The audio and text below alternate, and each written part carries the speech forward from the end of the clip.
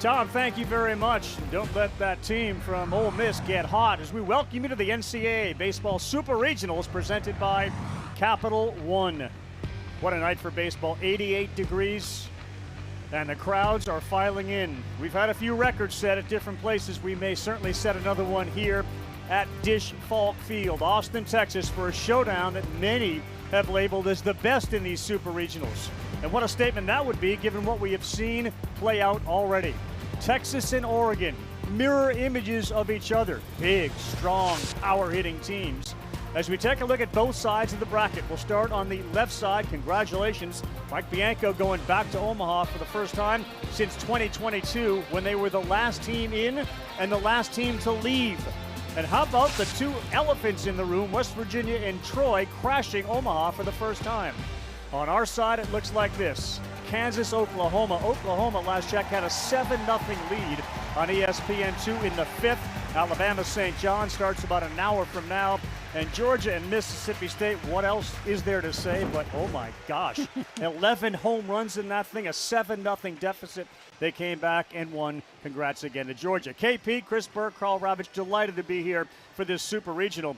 There are many that have looked at this series and said this has the potential to be the best. Why is that?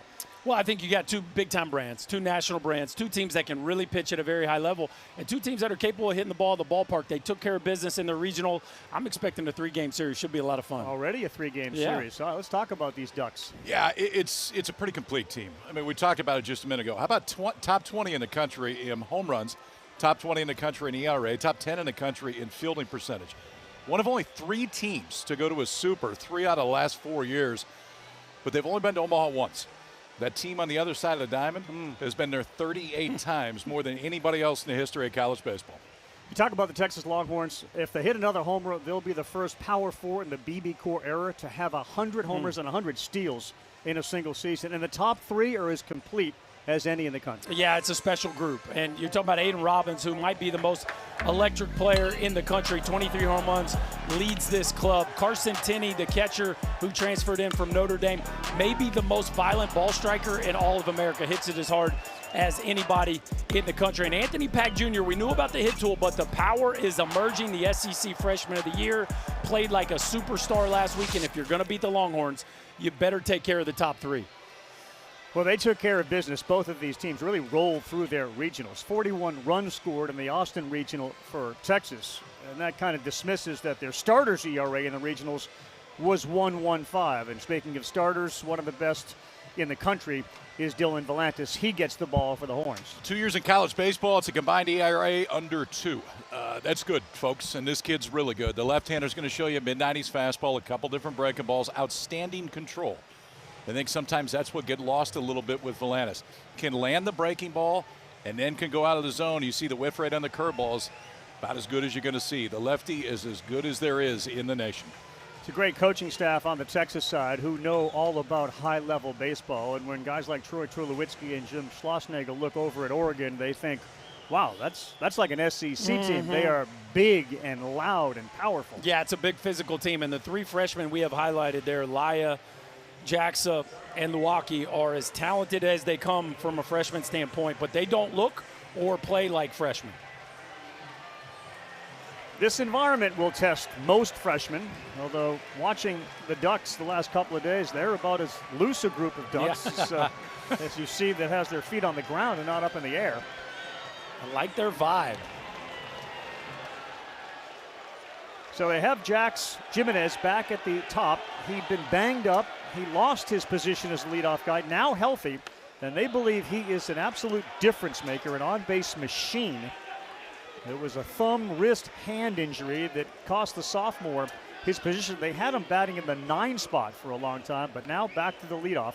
And already it's a 1-0 count. That one misses a little bit high. 2 balls and no strikes from Volantis. Yeah, you talk about on-base machine. 32 walks, 21 hit by pitches.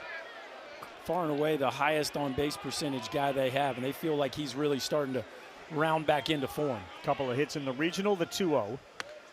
That's in there for a strike. KP, for people watching, what will we see Volantis throw? Fastball, he'll show you some cutters. The curveball is his best swing and miss pitch, and that's kind of what has made Volantis famous since he's been there. But He'll throw the curveball pretty much at any time. Will show a few changeups to right-handers at times. 2-1, swung on, and it's underneath the glove of Larson. Jimenez leads off with the single, and that worked beautifully as he gets inserted into the top spot. I should say reinserted. Man on first. Well, the head coach is a terrific guy who won a national championship himself back at Pepperdine in 1992. Mark, and they call him Waz, Mark Wasikowski. His third super regional in the last 4 years at Oregon. By the way, they haven't really been to many until he got there. And then They've been to one. And they hit the ball over the wall until he got there. They've been there 6 years. They've been in the postseason all 6. Off speed in there for a strike from Volantis. The game plan will be to be aggressive. And we'll see what Jimenez does on the base paths. Ryan looks at another one. So a couple of off-speed pitches that have landed to get ahead 0-2. Back-to-back curveballs gave up the hit on the cutter to Jimenez to start this one. Now 2 straight curveballs in the zone to work to 0-2 count against the freshman Laya. It's a Texas defense that had turned 33 double plays this season. Volantis checks on Jimenez. Casey Borber's at third base. Adrian Rodriguez, A-Rod, is your shortstop. Temo Becerra is at second. Ashton Larson is the first baseman. Now around the outfield, Anthony Pack, the phenomenal freshman, SEC Freshman of the Year, is in left field. Darian Pendergrass has really solidified the center field position, a position once held by the right fielder now, Aiden Robbins. As we're ready for Volantis on the 0-2. Got him swinging up top.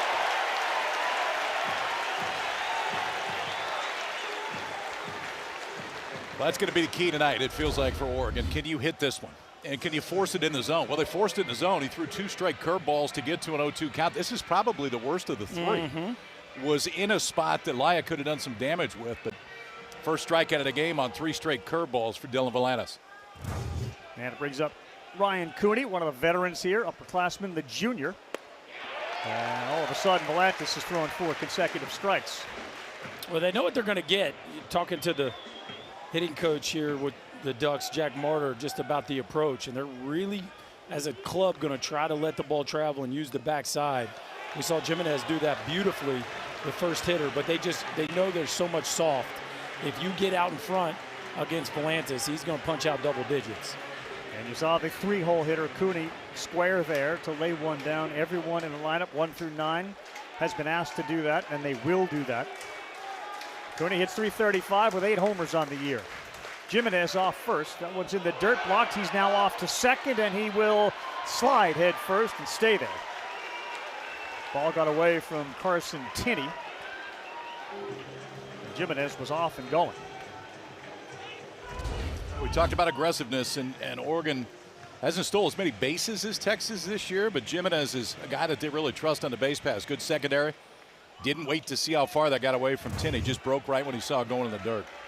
Yeah, only 64 steals this year. Cooney's got a runner in scoring position, and fouls one off the end of the bat. Volantis is a giant out there. He is 6'6", 220 out of Thousand Oaks, California, 9-1 on the year. A 194 ERA, which was the same ERA he had in his freshman year. This year he started a lot more games, 14. Last year, 1.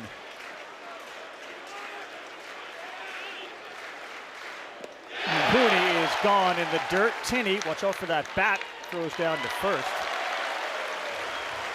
And back-to-back punch-outs for Volantis as you take a look at the head coach for the Longhorns, Jim Schlossnagle.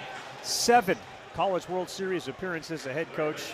He obviously turned the TCU program around. He was at A&M. And as Wasikowski said, there's a reason he's like the highest paid guy, and the A&M fans don't like him because he's just really good at what he does. Yes, he He's won a whole lot. Drew Smith, cleanup hitter. I'd say he's got that one going tonight. I think he's feeling out. And you can game plan for this kid all you want. The way he tunnels the fastball and the breaking ball and how good the trajectory is of that breaking ball, guys just don't see it, especially first time through. One ball, one strike. It's such a high release height, Yes. and everything comes straight downhill at you. That one comes right out of his hand like a fastball, and then it just dives at home plate. Virtually impossible to emulate the release point. The 1-1 coming to Smith. Off his foot. Crowd didn't necessarily see it. They reacted. Thought Tinney was there to make the play, but it bounced off the foot. Foul ball. And a 1-2 count. We talked to some of these Oregon hitters about facing Volantis and just asked if there's anybody similar this year. The closest they could come up with was Mason Edwards, the left-hander from SC that leads the country at strikeout. Stuff profile is a little bit different, but you can watch all the film you want. It's not easy to prepare for this curveball. Looking to make it 3 consecutive strikeouts. Not there. It's too far outside. Well, that's a good take. Those are the ones you've got to be able to spit on. Veteran hitter doing a nice job of slowing his heartbeat down. This kid's had a really good career.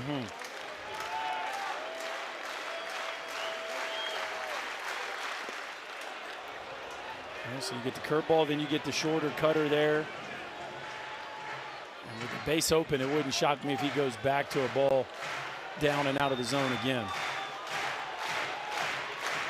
Smith had a phenomenal regional in Eugene. Went 6 for 11, a 5.45 average. Trying to get the Supers off to a great start. 3-2. That one is by Tinney as well. Goes off the screen. He comes back. It is first and third. After getting ahead 1-2, Smith draws the walk. Pretty nice at bat right there. Yeah, he took 2 curveballs down and out of the zone. Took one after he swung through the first, and they went cutter heavy at the end. It was cutter. Well, they're calling a hit by pitch. Returning the runner. Yeah, they're going to, I think Mark Wasikowski's going to take a look at this because Drew Smith on first base immediately said check it. Our home plate umpire is Wilson Taylor. We'll take a look through the replay.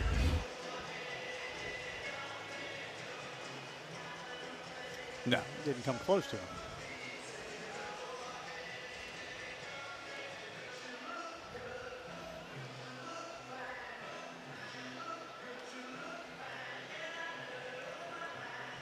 As you can see, it went off Tinney's left arm. And when the discussion is done, we'll have Braden Jackson step to the plate. You look at the lineup construction, the roster construction for Wasikowski and Oregon.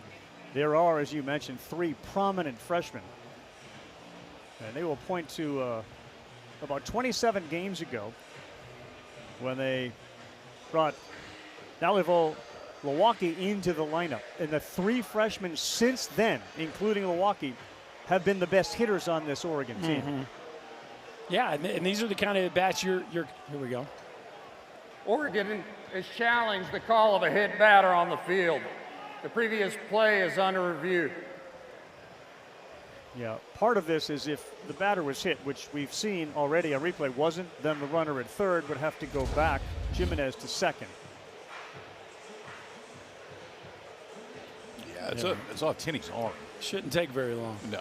I wonder what took so long to to get to the review. Like, I mean, there was a long conversation out on the field about whether or not to review it or not, but this is a no-brainer.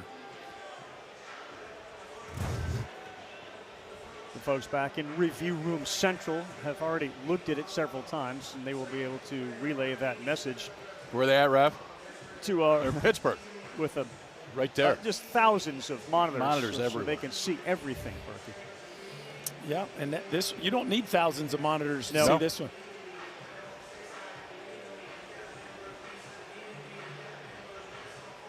Guys, while we're waiting, Dayton Taki, who might have had the biggest hit in the regional round to send Georgia Tech home, he's got a 3-run homer already He does. for the Sooners. About a touchdown in the Big 8 battle. 7-0 Sooners right now. Sooners have 3 homers. That is an offense.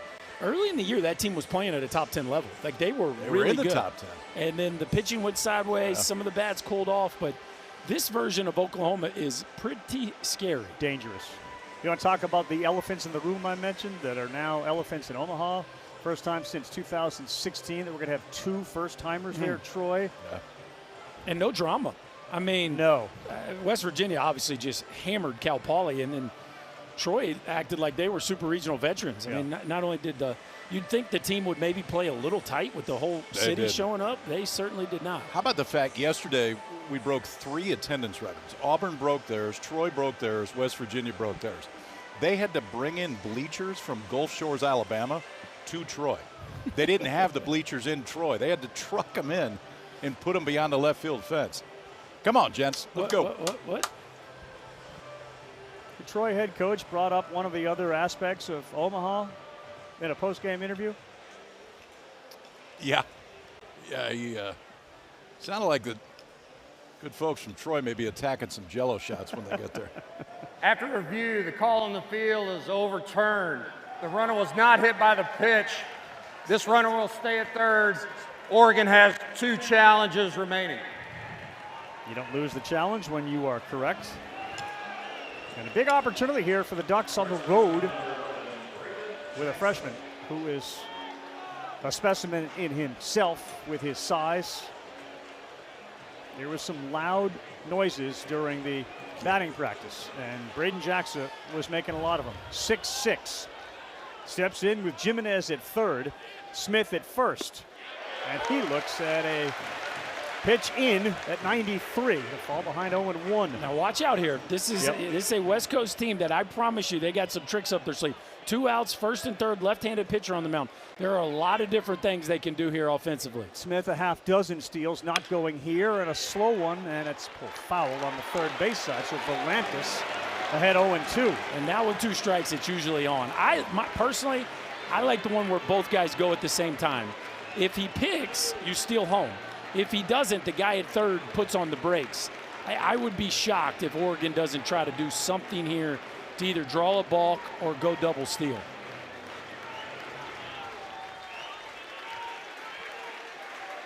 Jackson hits 250 with 2 strikes. Dancing at third is Jimenez. Nobody's moving here. He got him. A swing and a miss, and Volantis, after giving up the leadoff single, will walk off the mound having thrown 21 pitches. He strikes out 3, and the Longhorns come to the dish.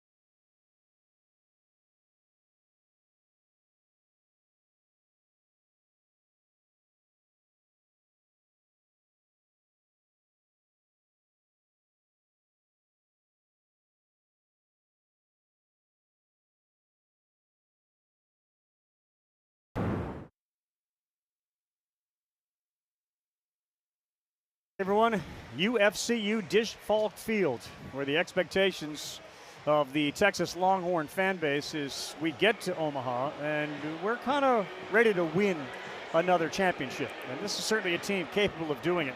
We've talked about the top 3 here. Mendoza, Rodriguez have been banged up a little bit. The outfield got solidified by Pendergrass. And you can see what Robbins did. 4 homers, 9 RBIs. He was the regional most valuable player. Now on the other side, Oregon decides not to start the regional most outstanding player, who happened to be Will Sanford, the pitcher. Instead, they go with Cal Scolari. And Scolari is equally impressive. He just didn't win the outstanding player in Eugene. Yeah, I mean, it's kind of 1 and 1A as far as Oregon for starters, especially stuff-wise, too. Fastball, a couple different breakables, a curveball and a slider. Fastball is what he's going to throw more than anything else. The one thing to watch for Scolari, he did walk 5 guys in the region, 5 guys in 4 1/3. He's walked over 5 per 9, and he is facing one of the most, if not the most patient offense in the entire country. They will force him to throw strikes, especially at home. The Oregon Ducks last made it to the World Series in 1954, and they lost 2 games there, Arizona and the University of Massachusetts. So Aiden Robbins will get set to step in. The Seton Hall transfer who was pursued by just about every team in the SEC ends up here with the Longhorns, partly because he was promised he was going to be the center fielder. He's obviously the right fielder, but he can hit. Scolari's first one is off.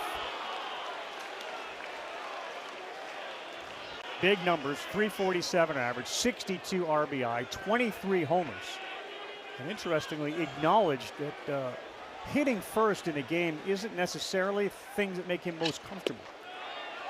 It's 1-1. I mean, that conversation we had was interesting, wasn't it? It was that. At the very least, it was interesting. It was that. The power has jumped significantly. First 2 years at Seton Hall, 12 combined home runs. This year, 23. But it's a lot of that to Troy Tulowitzki and the offensive approach that he's instilled. Well, one thing that I take from every time I meet with Aiden Robbins, especially yesterday, just talking about some of his struggles in the leadoff roles, he's just so comfortable in his own skin. Like he's not making excuses. He's not hiding from it. He's just being honest. Like, my first at bat hasn't been great lately. 3-1. Certainly hasn't affected him the rest of the game. No. Diving catch last week in the regionals.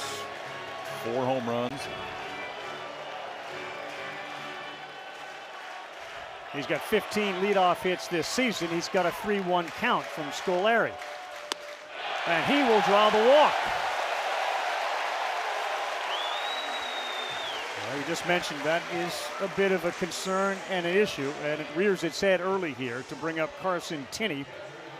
Another transfer. He comes over from Notre Dame.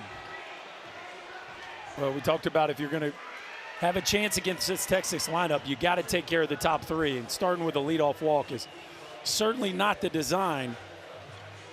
This dude right here can change the outlook of a game with one swing of the bat. As much raw power as anybody in the sport.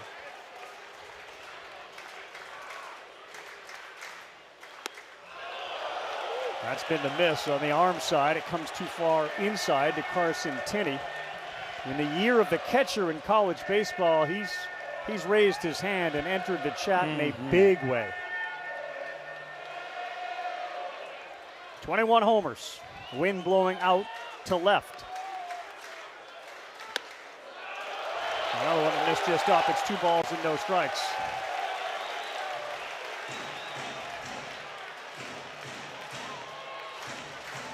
Scolari and Sanford, who we'll see in game 2, 33 and 32 times they had their batters caught looking. So they are deceptive in what they throw, and they are unpredictable.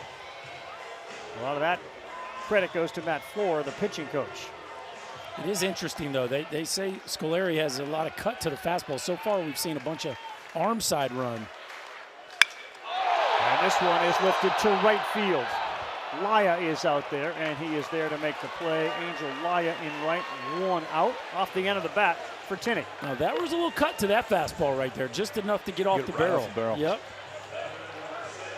Maybe that'll settle him in here. That was much more in line with what his fastball's supposed to do. And here is Mr. Excitement himself, the freshman Anthony Pack Jr., the left fielder, who walked onto campus confident, not cocky, knew he belonged, and has only proven it with a .358 average. 0-1. Talked to his teammates about Pack. They talk about his discipline, his self-discipline as a freshman. And this is a middle of the order guy hitting 3 for the Longhorns. And he led the SEC in conference play in hitting. I mean, that is not true freshman stuff. In a year where there's probably going to be half a dozen or so SEC starters picked in the first 40 picks, Anthony Pack Jr. hit 400 in SEC play. 0-1. Robbins with a lead, not going. In the dirt. This is a very difficult team to run on, and Texas likes to run a lot. Yeah, Berkeley maybe has the second highest percentage of throwing base runners out in the entire country this year. Against Scolari this year, base runners have been successful just 2 of 6 times. Which is pretty wild. He's not fast to the plate. I mean, it's a significant, sizable leg kick, but that just tells you how much they respect Mabius. Josh Elander, the head man at Tennessee, talked about Pack. He said he's always able to make a mess of the game in a good way.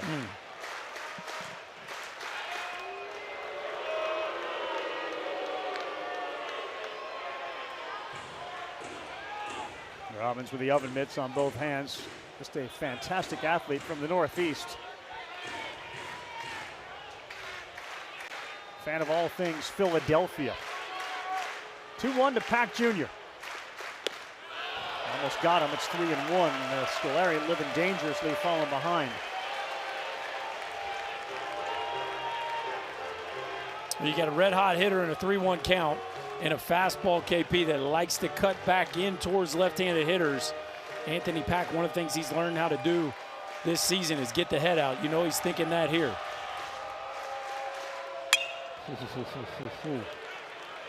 96 in on his fists. Yeah, that was another one that had just enough cut. Yep. Just enough cut to get it in off the plate, make it a little bit tougher for Pack Jr. to handle it.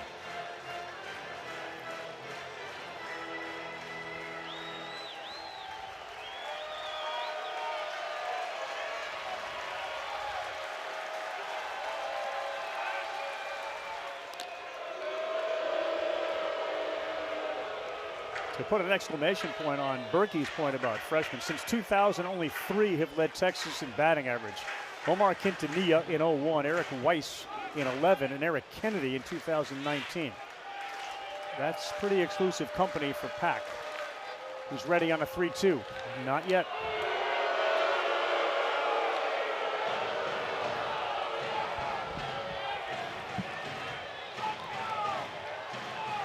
Oregon knows they're probably going to move him because they trust Pack to put this ball in play. So they're keeping Robbins honest over there. He is going, and that ball is yanked high and deep down the line in right. Just foul, not by much. No. I just telling you, this kid right now, he looks like he's playing wiffle ball in the backyard. I mean, the ball looks like it is moving very slow to him.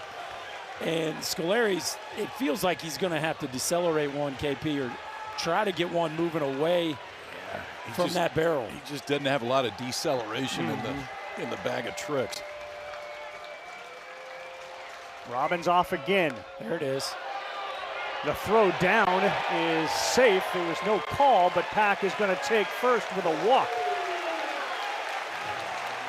He went to the breaking ball, but it just didn't quite get back to the outside edge. Yeah, it's a tough time to throw that one for the first time today. But it felt like the right pitch call because Pack was certainly dialed in on that cut fastball. You don't like to see one go 380 feet down Well, the line? if I'm in the Oregon dugout, it felt like the right As a pitch call. pitcher. Yes. Yeah, not my favorite.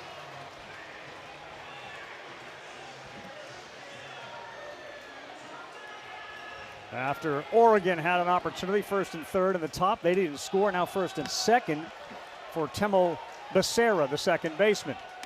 He takes the first one on the outside, 0-1.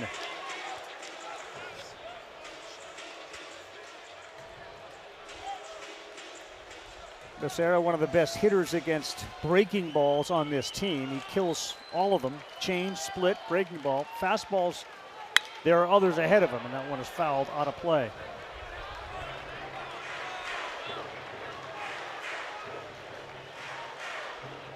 And all of a sudden, boys, it is a gale force wind blowing out to left field. Yep. 2-club wind to left right now. Speed on the bases for the Longhorns. We're in the bottom of the first, 0-0. Outside to Becerra. Watch all these other super regionals and teams get men on, and you wonder how they do with men on. Texas is as good as it gets. Second in the conference, 335 runners in scoring position. That's a good one. That was a good one. At 81 to lock him up. We talk about the two different breaking balls. This was the curveball. When he tried to throw to Pack, couldn't get it to come back over the plate. This one looked like it just froze Becerra. He wasn't looking for that. That's a big pitch when you need it out.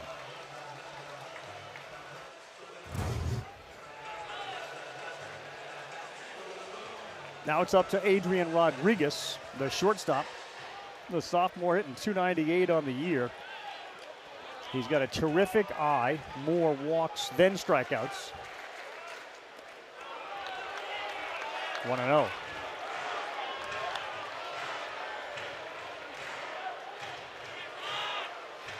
Sophomore to Flower Mound, Texas. Trying to add to his RBI total and put the Longhorns on the board first. Another one that is in there for a strike. Starting to find that curveball now. He's actually done a little better against left-handers, which typically you think would mean that he's got a plus changeup. Doesn't even really throw one, but really trusts that breaking ball. The curveball this year is actually the pitch he throws for the highest percentage of strikes. They throw behind Robbins.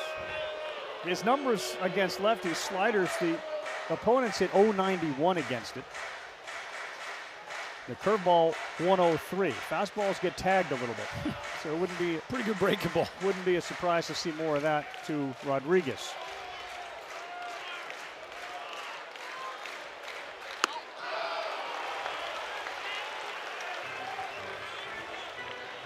Missed high with the heat. The outfield fairly shallow. Jimenez in left, Jack Brooks in center, and Laya in right field.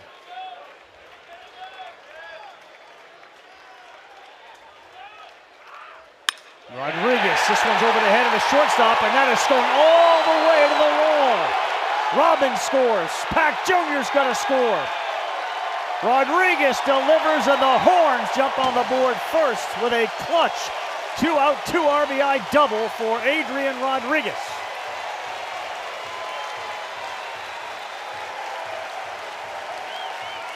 Playing so shallow may have hurt him there, the inability to cut that ball off. Yeah, well, first, how about Rodriguez staying on his cutter, KP, something that just sits out over the plate for him, and then you notice the positioning there. Yeah, I mean, this ball's hit hard, but if you're playing deeper, it feels like you got a chance to cut it off, and you got a chance to cut it off.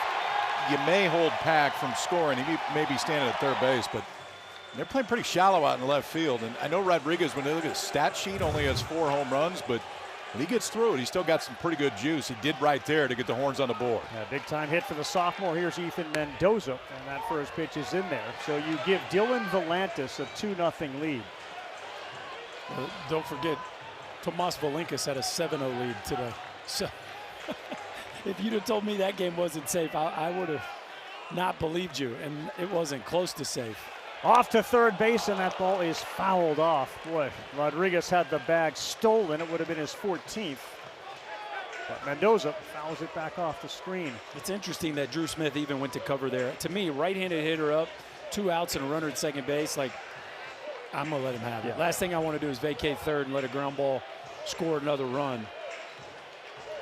But he went to cover for sure.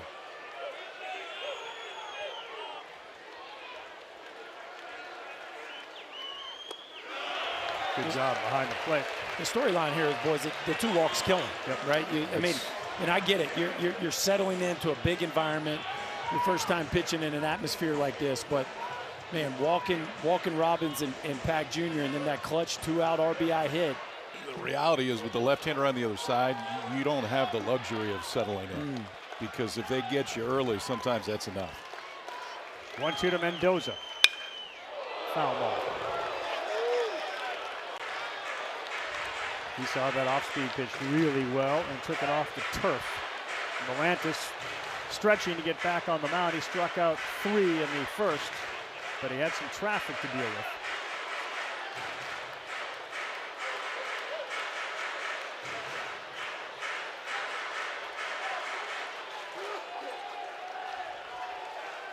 Scolari's 27th pitch of the inning, but first he throws behind Rodriguez. High stress pitches here early in the ball game. And for both starters.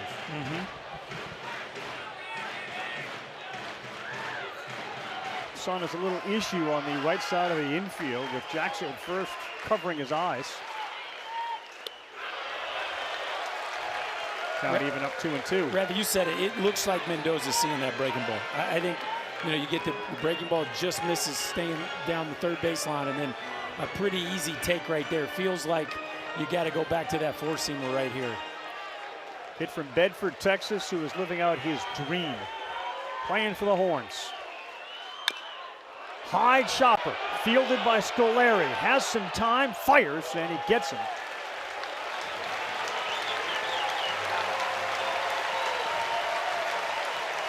They put up a crooked number in the first. For the 15th time they have done it. And the news is good. They've won 13 of the previous 14. Volantis back to the bump.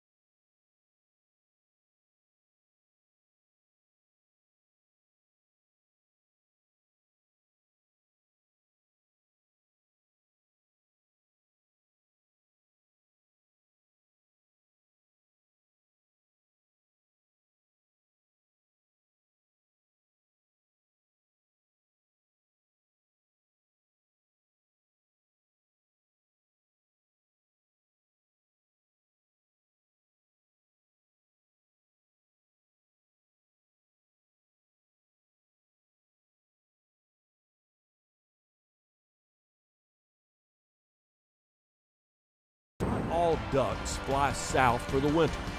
Now we know why. And that ball is gone! Because this flock from Oregon was waiting to fly south in the summer, way southwest to Austin and south central to Omaha, where no baseball team from Eugene has migrated in 72 years. It's been a while, but things are absolutely changing in Oregon, where they have often played in the shadow of Oregon State. Two schools separated by less than an hour. But the Ducks are quacking real loud. Volantis, 1 ball, 1 strike. Berkeley Mabius. And he does spell it hyphenated Berkeley, but named after Berkeley. That's going to be a fair ball. Tinney right out in front of home. He is there to make an easy out.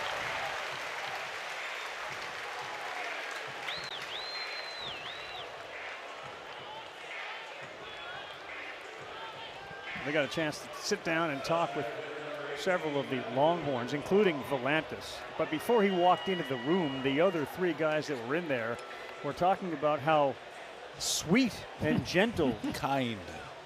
Yes. Adjectives, you know, sometimes associated with baseball players, but not often. And certainly not a guy who's looked at as an animal on the mound. That one is out of play, but they were unanimous in their praise of that guy right there. Yeah, he lives life at a wonderful pace. And he's done it. He did it last year. He's a freshman closer. He was the exact same way. This year pushed into the starter's role and has been outstanding. This is Nalivo Milwaukee, and he sends one to right. That's going to get down. It's a little squibber, and he's running hard to second base. And he is going to get in there with a stand-up double. Hardly the exit velocity you're used to off the bat of Milwaukee, but a little cue ball gets him in a scoring position with 1 down. Yeah, he certainly hit harder balls this year, but they will take it. Junior Milwaukee with a little cue ball down the right field line. They will take him how they can get him off Volantis. Really tough guy to square up. But look at the freshman that they run at you here. Laya's considered the small one at 6'3", 206. What did you say when you're down in the cage? Man, Laya's pretty good size. Yeah. I looked at you like, what? Yeah, Look at the other guys. He'll fill out. Not on this team. Volantis gets ahead. It's sort of a front court basketball lineup they just threw out Yeah, there. no question. Yes. A lot of power forwards on this team. Maddox Maloney. Right back up the middle, and they will throw behind Milwaukee. He's in a rundown. And he is tagged out. Mistake there. Great heads-up play by Volantis. KP, I like how he gave it up early. Yep. Usually they tell you to run at the guy, but once he's frozen, especially your big left-handed ace, get the ball to your hand, get it to a middle infielder. So watch, first thing he's doing to catch this baseball, look at the runner. Stop his feet, and then now you have him shuffling back. Give the ball up. Becerra, Borba, and now Milwaukee. I don't think dancing or, shuttle runs are his strength, and the Longhorns make that rundown look easy. 1-4-5 on the putout. And here's Brooks, the 9-hitter. Squares, pulls back, 1-0. Well, we talk about the freshman. That's a bit of a freshman mistake right there. Yeah. Cost you an opportunity to hit with runners in scoring position. 7 of 9 first pitch strikes from Volantis. 2-0.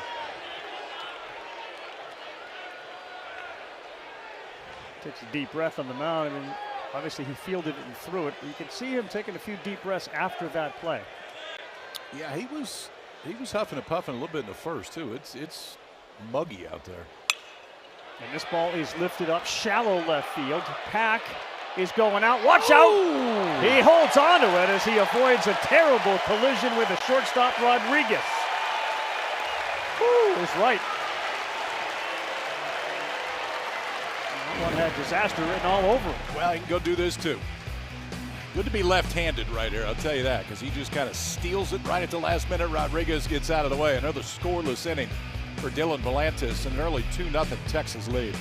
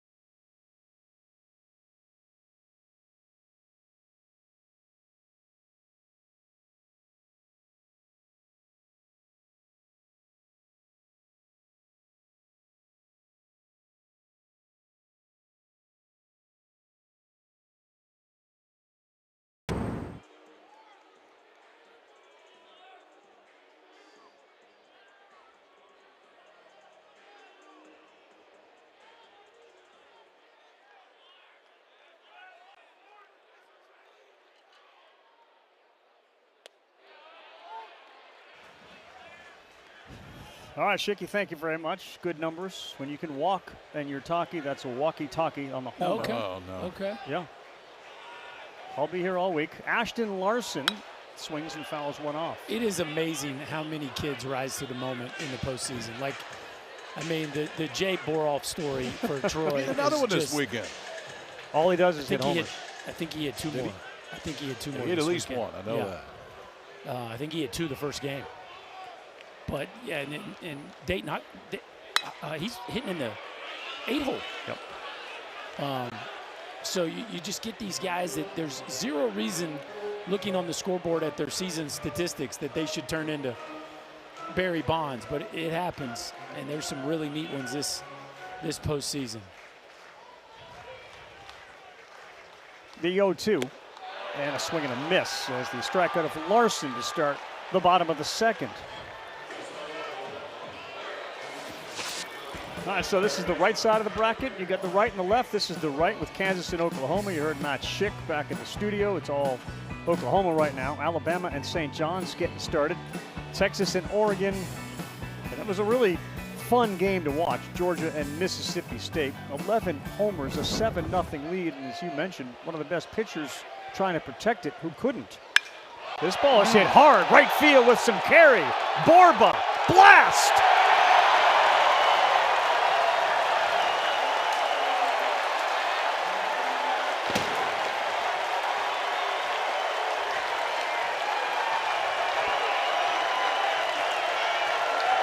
Casey Borba hitting in that second cleanup spot, the 8th hole. He hits his 18th home run of the season, and the Horns got a 3-0 lead.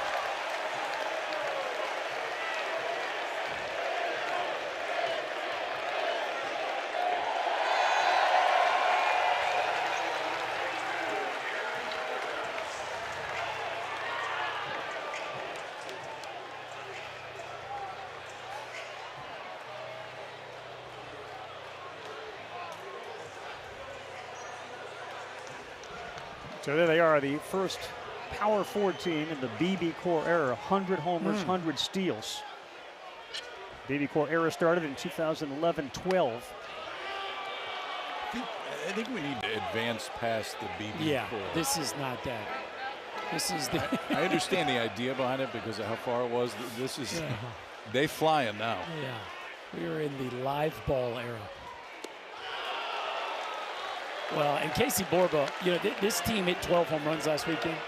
Casey Borba was one of the few hitters in this lineup, just went 2 for 14 last weekend.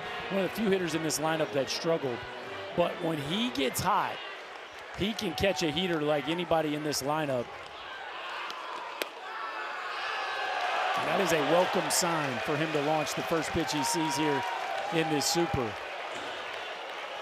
You mentioned it 2 minutes ago about certain guys stepping up, and you can really lengthen a lineup when the number 8 hitter is delivering that.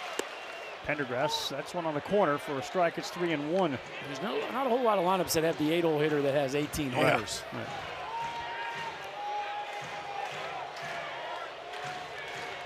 Pendergrass, a redshirt senior, hurt most of the year. And he stares, and now you have some speed on the bases with a walk to the 9-hole hitter. Let's talk about Casey Borba. You talk about ambushing a heater up there looking for a little cut fastball in the outer half of the plate. That one actually fades back to the middle, and you watch that load and launch. Get below the baseball, get in that back knee, and that is a no-doubter on a day where the wind is howling out towards left center field. You get anything in the big part of the park in the air, it's got a chance to go. Longhorns having a lot of fun here early on. 43-13 on the year, 32-4 on their home field, as Aiden Robbins will bat for the second time. You wonder what the psyche of Robbins is just to be on base the first time, as he jokingly said to us yesterday, if I get a hit or I get on, we're off. I mean, we're going to have a night. I'm usually going to strike out.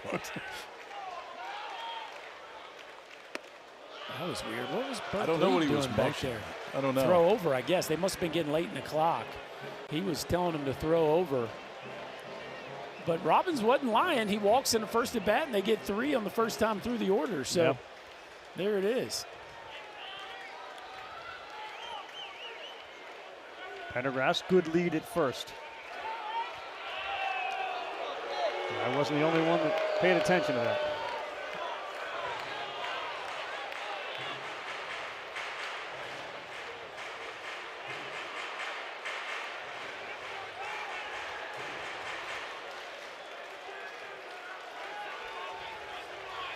The 1-0, he's off. That one is high. Throw down, and he slides in. Safe. You give Jim Schlossnagle a piece like Darian Pendergrass, and he's going to do some things with him. You see him up there fake bunting, drawing a walk, probably had a 3-1 take. Now he picks up breaking ball. You got a home run hitter up, 1-0 count. They're probably not going to challenge him with a heater, so he sends him in a 1-0 count. He steals the base easily. Like, Jim Schlossnagle does not get enough credit for how he gets the most out of a lineup and out of a club on the offensive side of things, because he really does a nice job for having a feel for the game. Well, now defensively, too. I mean, you put him in center field. Robbins goes to right, which is more of his comfortable position, the position that he's used to. They like Pendergrass out in center field and his ability to go get it. Then obviously he can do that right there.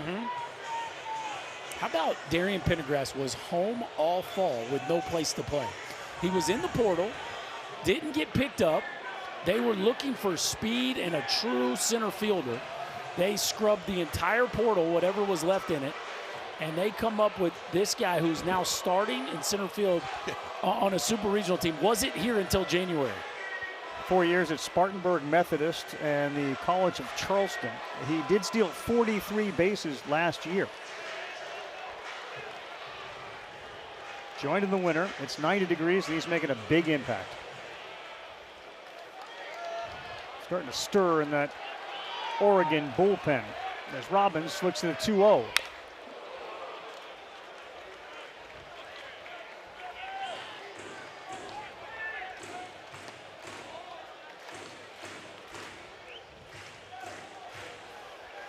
Toby Twist, one of the often used arms, starting to get loose. Boys, Robbins lights up when he's got a guy out there at second and third base, a .462 average with runners in scoring position. He is Mr. Clutch for this club. Pendergrass goes again. Throw down to third. Ooh. Close one, and he's called out. Great throw from Lee Mabius. Boy, that's going to drive Schloss nuts to get thrown out with Robbins. Texas is challenging Great me. play I'll by call Drew it third. Smith. The previous He's play. safe. He's going to be called safe, fellas. Still Does was he a stay great on play. the base? So he's safe. Does he stay on the base? Yeah, Yes, tagged he off. does. He Yeah. does. He tackled the base. But that is not an easy play from third base to be playing that deep and get there in time. Well, it was all one movement, too. I mean, he slides, dropped the tag down. He got it. It looked like he got it on as quick as he could, but it was just a good slide by Pendergrass. 2 stolen bases on the year coming in, 2 in the inning now.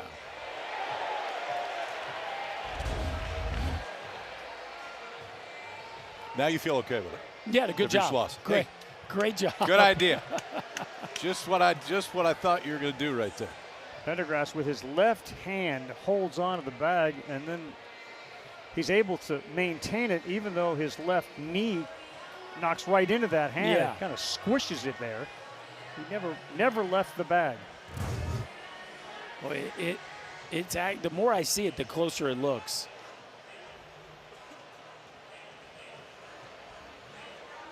But it does appear the right hand gets in there a click before the tag.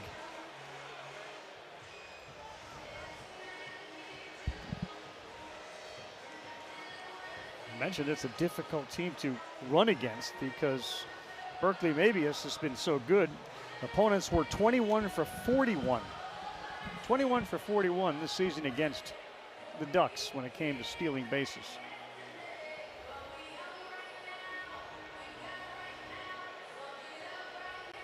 That's the right hand. Right hand got there first. Yep. And the left hand had to stay on the bag, and it did. This is the best look. Yeah.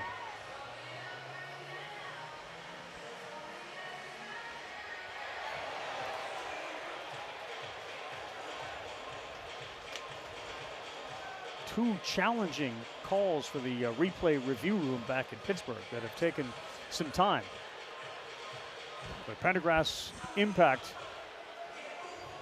in center field and on the bases impacting this game.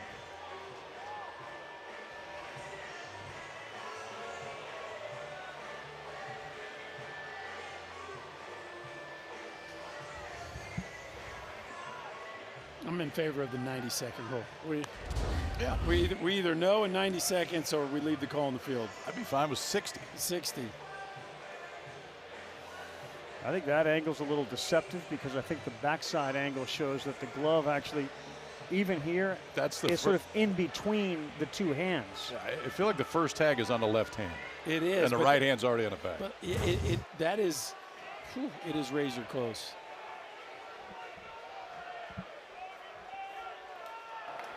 After review, the call of out is overturned to safe. Texas has 2 challenges remaining.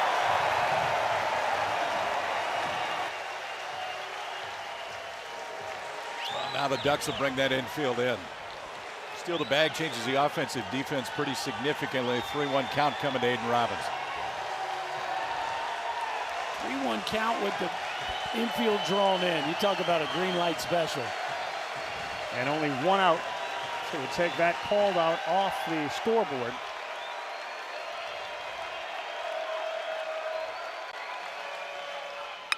And Robbins sends this one to deep right field. It sends Laya back short of the track, but plenty of time to bring in the 4th run of the game.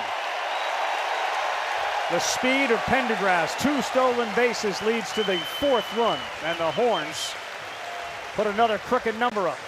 Well, another walk, boys. That's now 3 walks, and all of them have scored. 3 of the 4 runs. And that's a professional at bat by Aiden Robbins. A 3-1 breaking ball that he elevates to the backside. Longhorns are playing some nice situational baseball here. 63rd one batted in for Robbins, and it gets us to Tinney.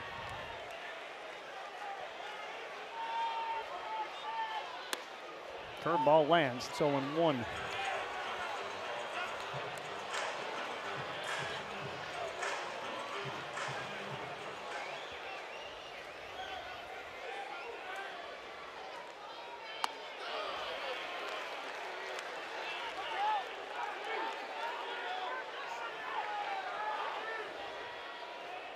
Borba's home run, 34th, ties in with Cody Clemens for the 6th most all-time in Texas program history. Hey now, anytime you can put your name next to a Clemens around here, you're doing something. That's right.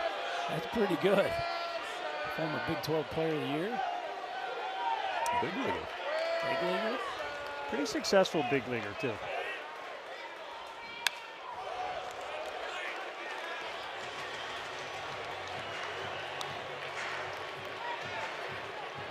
I think with Tinney, the game plan is you gotta stay up, and then when you throw the breaking ball, you really gotta bounce it.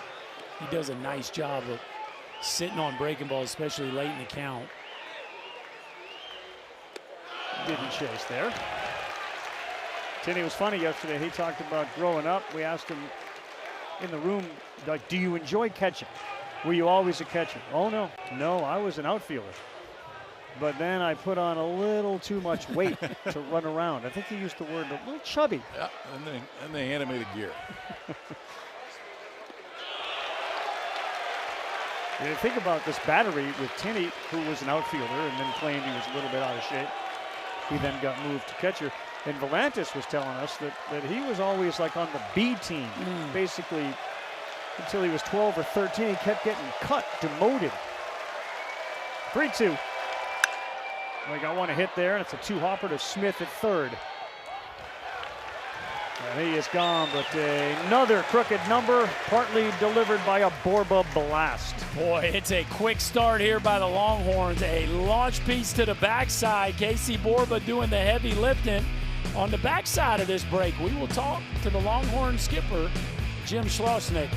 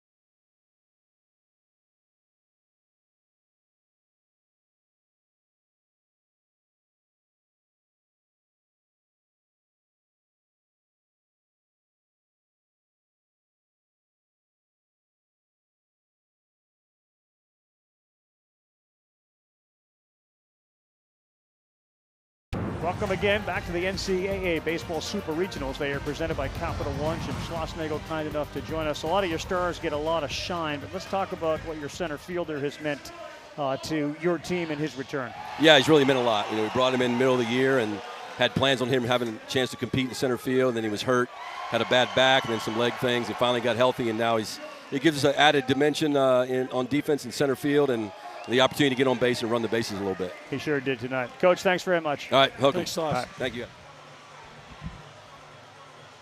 Yeah, I think the one thing about college baseball that you appreciate the more you're around it is that there are certain players that are kind of set in stone, but for a while it felt like Robbins was supposed to be the center fielder. Hey, you come here, you're going to play center field. He was excited about getting back there, but it's a constantly evolving set of players, with the exception of maybe 3 or 4.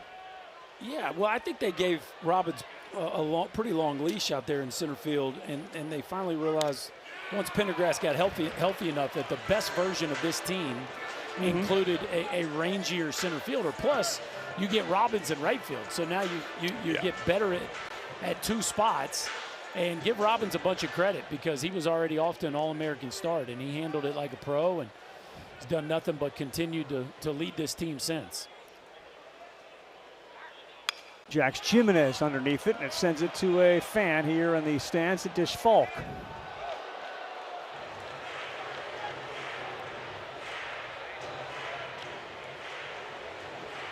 (43-13). Mentioned their home record here with just 4 losses, 19-10 in the conference.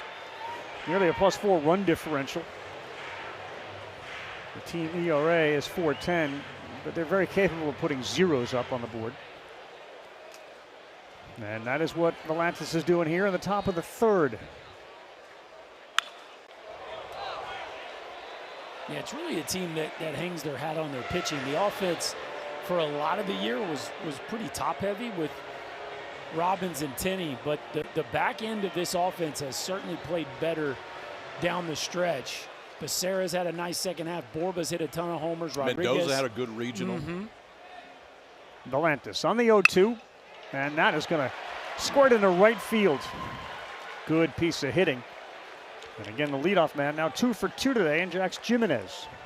He's listening to the scouting report. He's done a really nice job. Two at-bats, 2 backside rockets.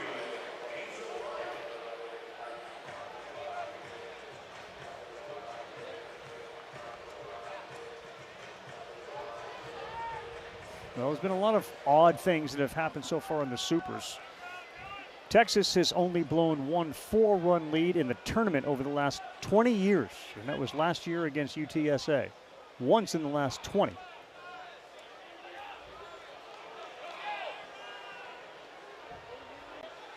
Berkey will point out that one of the better pitchers in the country had a 7-0 lead and couldn't hold it today. And it didn't make it through the 4th. Yeah. Well, then they went to Bauer. You go left-hander throwing 100. It's usually a pretty good 1-2 punch. Georgia had other ideas.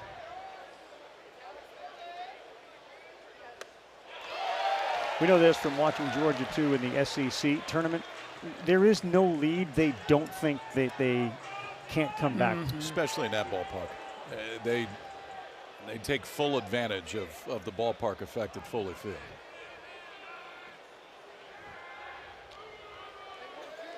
Heard the stat today.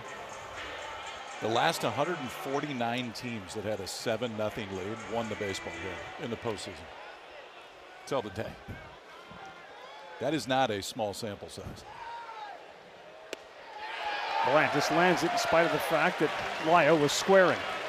Well, it is going to be interesting in that one, though, tomorrow, just because Georgia kind of mortgaged the farm to win that one from a pitching standpoint. So it does feel like Mississippi State's well-positioned, at least on paper. Viggy wore a liner, too. He came out of that game. That is a swing and a strikeout. Number 4 for Volantis.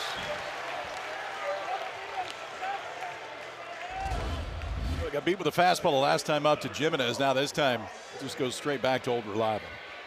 Second time he struck out Lyle today. That one on another curveball. 4 strikeouts, 3 in the first, now 1 in the third for Volantis, all of them swinging. Same as last year, this time just as a starter, best among active Division I players.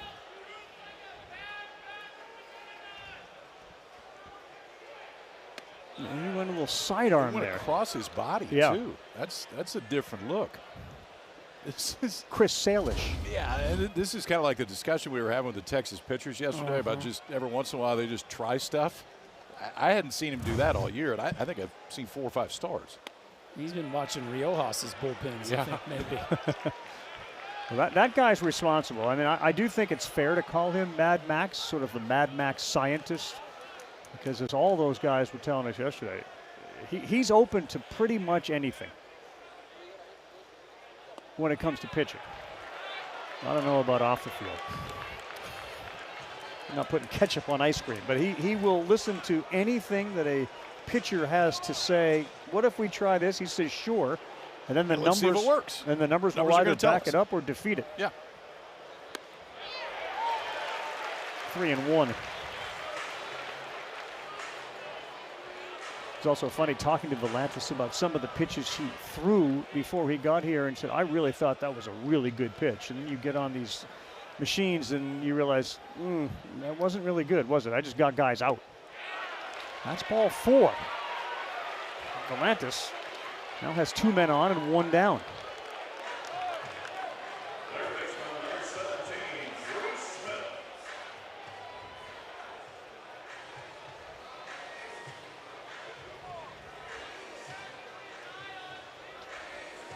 All right, well, here's Oregon's shot. You got a couple base runners on right here in the middle of your lineup, already down a 4 spot. This feels like a big half inning here for the Ducks.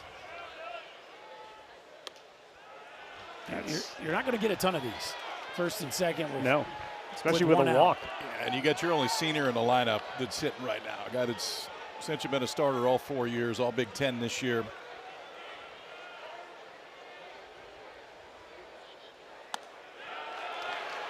It is refreshing, I guess, when you look at Oregon's roster for the most part, but their lineup, they're homegrown.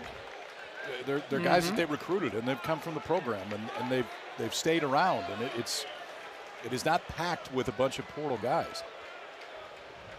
Falling behind 2-0, and he bends one in there for a strike. Yeah, all 9 starters are homegrown. Yep. You just don't see that much anymore. Certainly not from a team that's playing for a chance to go to the College World Series. Pretty impressive, really, what they built here with high school recruiting. Out of play for Smith, who earned a spot on the all-regional tournament team. 3rd time in as many years. He's also done it at 3 different positions. Second baseman, outfielder, and obviously this year he's back on the infield. He kind of strikes you as one of those guys that might end up playing in the big leagues one day. Just solid, steady. You know he can play all over the field, can hit the ball in the ballpark. Mark Loretta. Good call. 2-2. Off the glove of Tinney, heading to third base. There will be a throw, but sliding in safely is the very athletic Jimenez.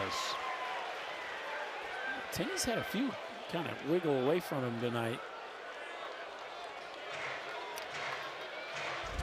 Well, Volantis, too. I mean, he's known for control. Again, coming in 23 walks and 83 1/3. That's a big miss with the fastball. Timmy's got to go a long ways. I mean, is it a play he can make? Yes. Is it one that you're anticipating with Volantis on the mound? Not at all.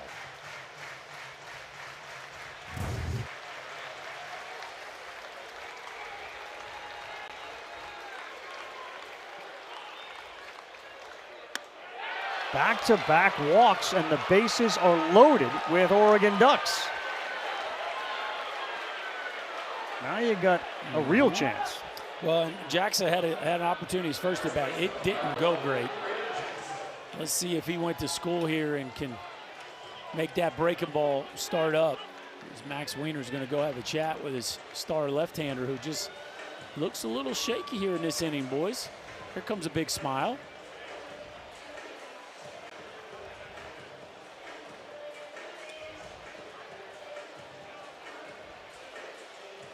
It is warm. I mean, it is in the upper 80s, and you can tell the humidity is a factor as well. The ball will carry out to left.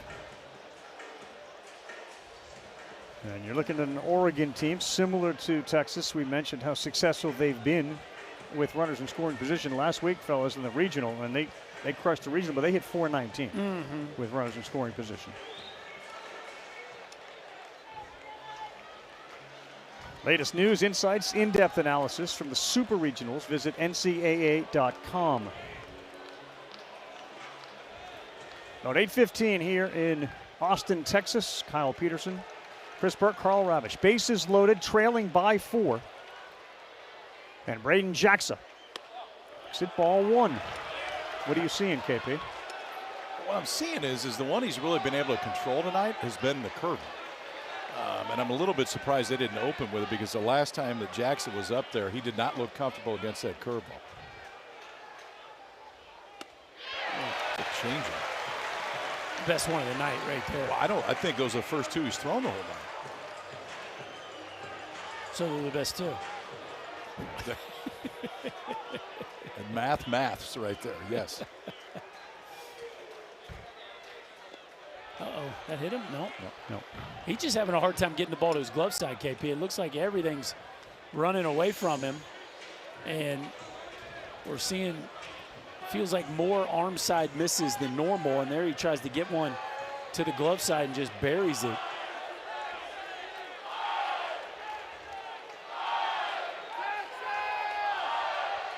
Walked 4 in a game against Auburn, and he's in danger again. And Tinney's having a hard time squeezing the melon there. It's 3-1. Man, this is just not something you see every day from Dylan Volantis.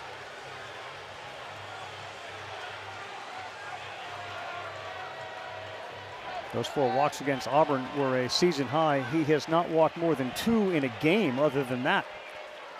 3-1. Swing and a miss. 92. That's when you needed one.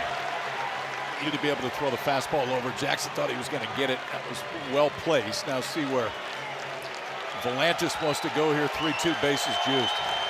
What a moment for both the freshmen.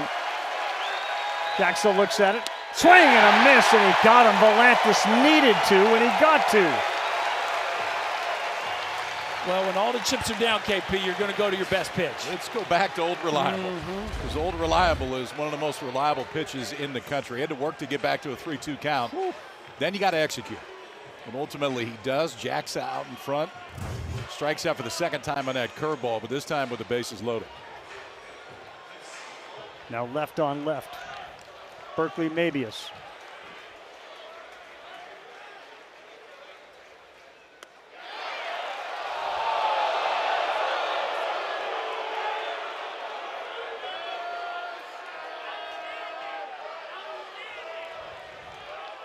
They have yet to get a hit with runners in scoring position. Loaded. Jimenez, Cooney, Smith. On the ground to second. Plenty of time over there for Becerra, who fires to first. And Berkeley Mabius is retired. They had him on the ropes, and Volantis is able to get off. It's 4-0.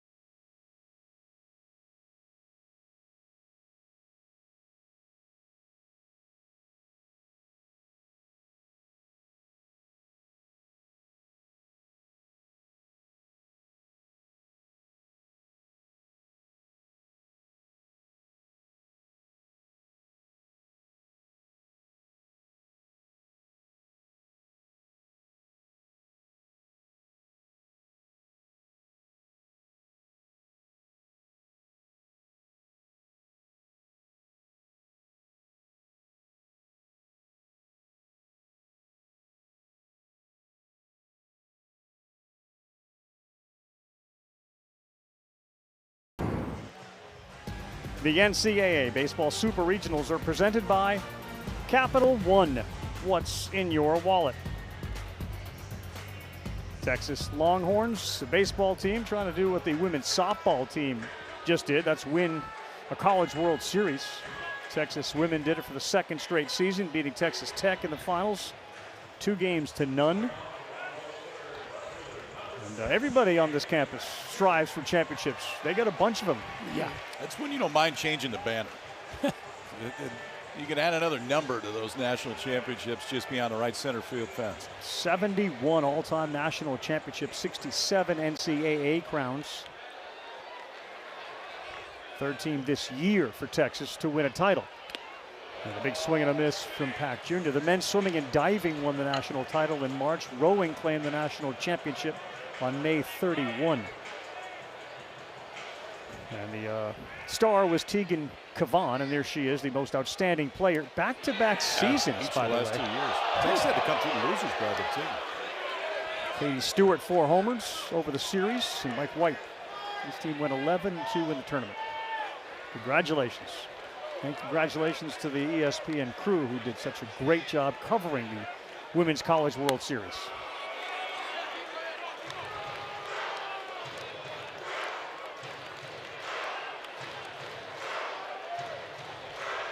One and two to the freshman, Pack Jr. And he is gone. A smile on his face. Just a quick conversation. Everywhere you look, younger players are making impacts quicker. Surprised that somebody in this conference can do what he just did this season? Based on what they said in the fall? Well, him specifically, I think the power surprises me. What surprised me most is that a true freshman could lead the league in hitting in conference play. I think that is a wow statistic. That said, the cream of the crop programs like Texas are always going to have blue chip kids. They might not have as many as they used to on the high school side because they're going to recruit portal players. But the high school kids, they do take KP. They're going to expect those kids to come in ready to play. Now, they're not all going to live up to what Anthony Pack Jr. did, but I would say leading the league in average is a pretty shocking number. You know who really wanted Anthony Pack Jr. bad? A lot of schools, but you know who really, really wanted him? Oregon. And they were really close. Mm-hmm. Well, they do a pretty nice job keeping kids on the West Coast at home. And we know that there's been a lot of West Coast kids that have made a huge impact in the Southeastern Conference, but Oregon has won their fair share of those recruiting battles as well. Pack Jr., the freshman of the year, could be the freshman of the year nationally in the country. Yeah. And he is a California kid. He strikes out after drawing a walk and scoring a run in the first. Second baseman Becerra. Way inside, drilled him right above the knee.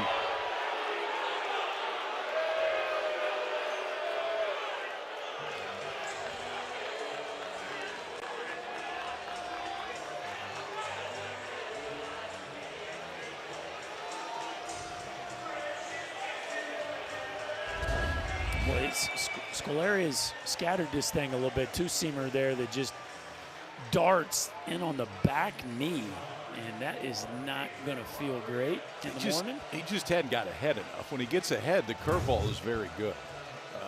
But he's been fighting from behind, and again, we talked about it early. This is a Texas offense that will force you to throw the baseball over the plate.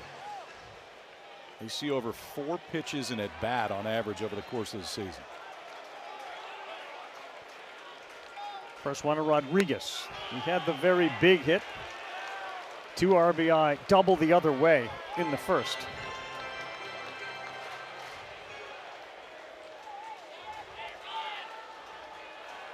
A lot of Soto in my man A-Rod's game. A lot of Soto. We got some hip action going. We're pretty animated on the takes.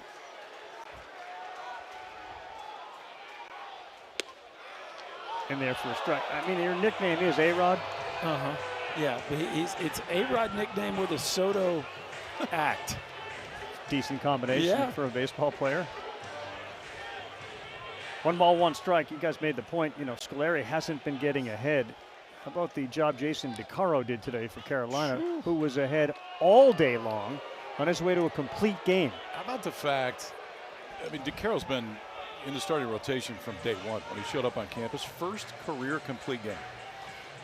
And USC did not have a hitter reach second base the whole day. That's control in the lineup. In the biggest of moments. Needed a win, force a game 3. And you saved the bullpen. You saved that great North Carolina bullpen who now, I mean, they'll probably start Folger Boaz like they normally do game 3, but they can go right to Glauber. He hasn't thrown a pitch yet. And, Super and through 2 games. McDuffie hasn't thrown a ton. Yeah. So I'm sure Carolina likes where they're at from a pitching standpoint. Well, they keep trying, and he's leaning out there as Becerra. Dozen stolen bases. Oh, we're going to review that, huh?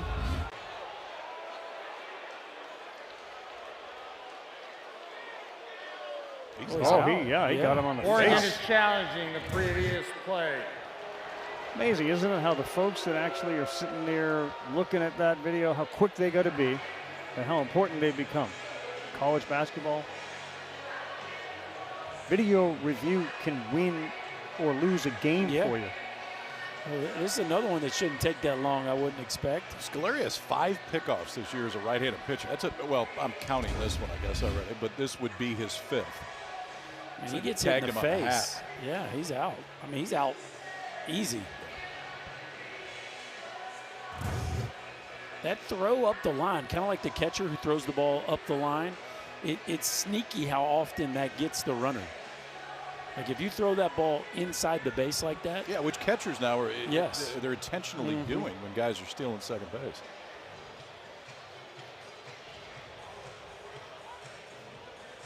This will be the second review of a play on the bases. One at third base, where the runner was safe, and this one could take a runner off. Middle of the order guy up, and Adrian Rodriguez.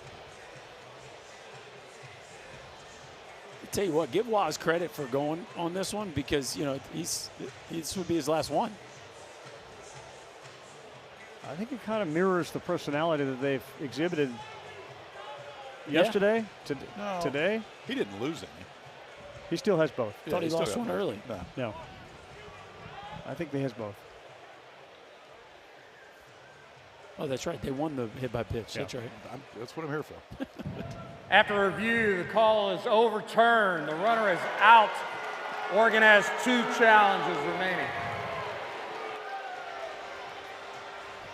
Boy, Schloss is not happy. Look at him shaking his head. He is not happy with Mr. Becerra. That's not the glare you want. No. No, that's when you stay at the other end of the dugout. Yeah. Tie a shoe. I'm going to wait a minute, take my helmet back. That is a glare right there. That's Becerra putting his helmet in the rack there, getting an earful.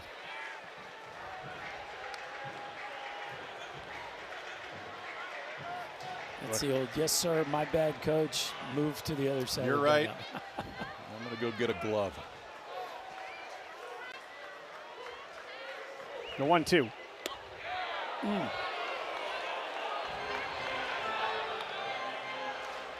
Maybe it's framed it. He's sort of nodding as if he thought that was going to be in there for a strike, but it's not. So it's 2 balls and 2 strikes from Cal Scolari, the 6'4", 220-pound sophomore out of Nevada, Reno, Nevada. And that one is wide, 3-2.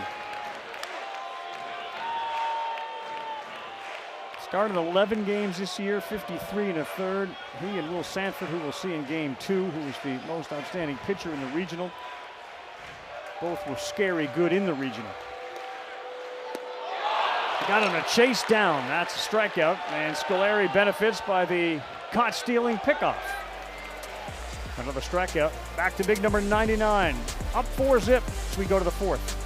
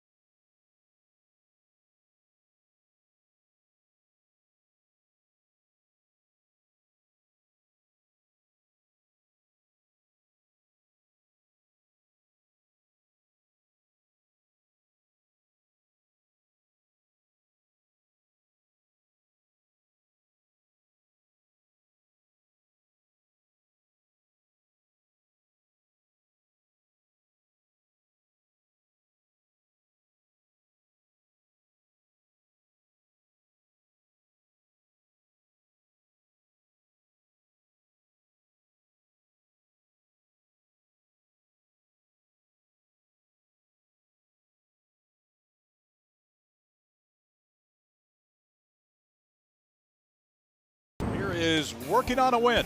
Presented by Home Depot. Mr. Volantis hasn't been the sharpest that we've seen him before until he gets in the jam. But when he got in the jam, he made big-time pitches.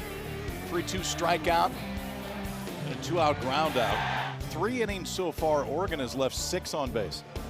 Against the left-hander, you get your chances. You got to knock down the door a few times, and he's made big pitches when he's needed to. 3 walks, but he's punched out 5. Just a sophomore, he is back again next year. 3 innings. And a very rare, second most walks that he's had in a game this season, 3 of them. And he starts off a swing and a miss. One of the better stories. Alleyville, Milwaukee.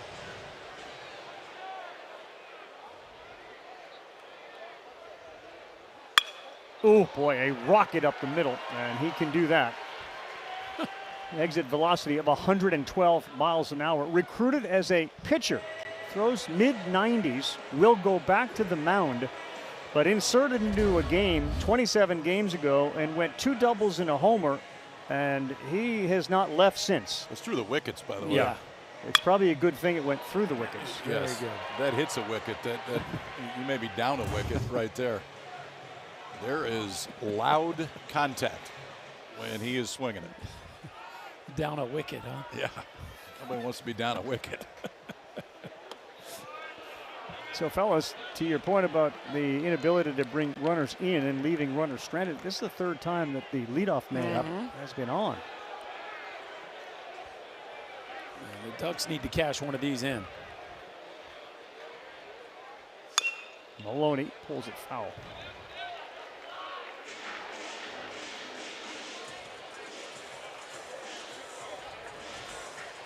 Junior infielder hitting .230 this year. Bottom of this order has Maloney and then Jack Brooks. There's some speed here and some decent bat-to-ball skills. Not there, though. Great pitch from Volantis, 1-2. 53% miss rate on that breaking ball. And what makes that so special is it is the pitch he throws the most and the pitch that the team spend the most time prepping on coming into the game. And we see relievers come in, you know, and they throw 1 inning and they have 53% miss rates on some. There's not a whole lot of starters. Mason Edwards, Jackson Flora. There's only a handful of guys in the country. Liam Peterson that throw pitches that get above 50% whiff rate as a starter. As a starter, especially on their primary offering.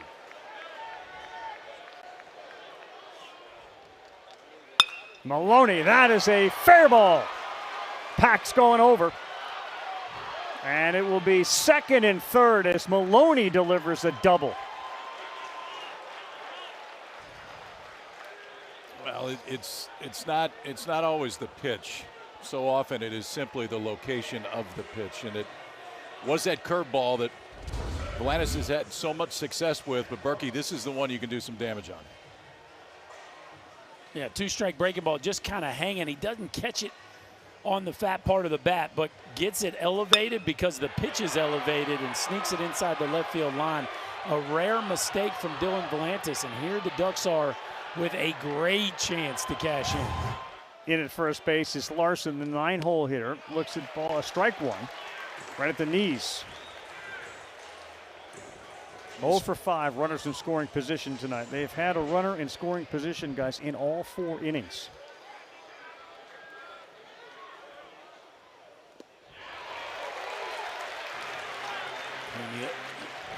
Not 0-2, they're not going to do it, but maybe, I mean, at some point, I know you're down 4, you're going to play for the big inning, but man, you gotta move the baseball. Yeah. I was thinking maybe this was a safety opportunity here where you take 1 and move the other guy to 3rd and put 2 on the board and you cut the deficit in half. But I also can see Waz playing for the big number here as well. Milwaukee leads off 3rd. And a 1-2 to Brooks. Just missed off. Good take from Jack Brooks. You could tell Volantis wanted that one too. He kind of stuck the finish as if He was used to getting that call. Pitch like that, Brooks gets a bat on it, goes through the 5-6 hole. Rodriguez is almost behind second base. He lands that one, though, and that is another big strikeout. With 2 on, nobody out, it's number 6.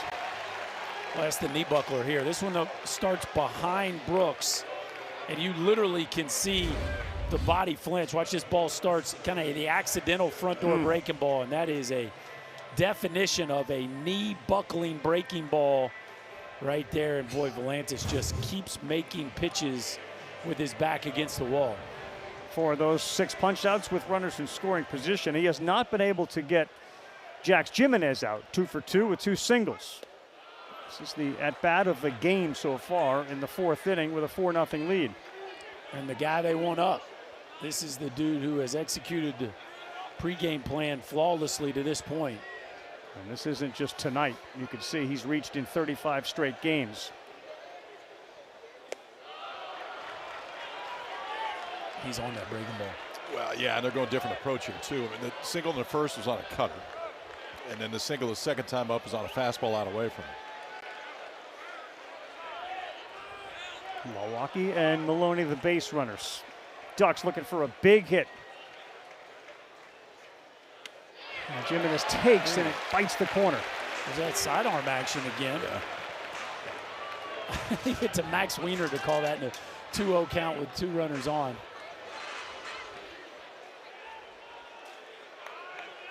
Pitching coach of the Longhorns, Max Wiener.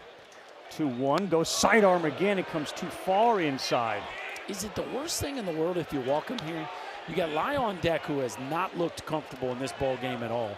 And you're setting up the double play. Now, I know you don't love free base runners when you're up 4, but off a guy that seems to be seeing the ball very well, I don't think it's the end of the world.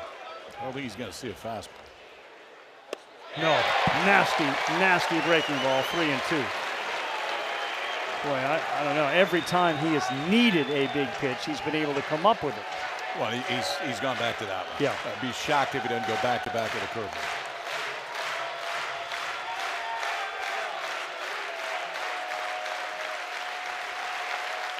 Jimenez is gone. Volantis gets another, his 7th.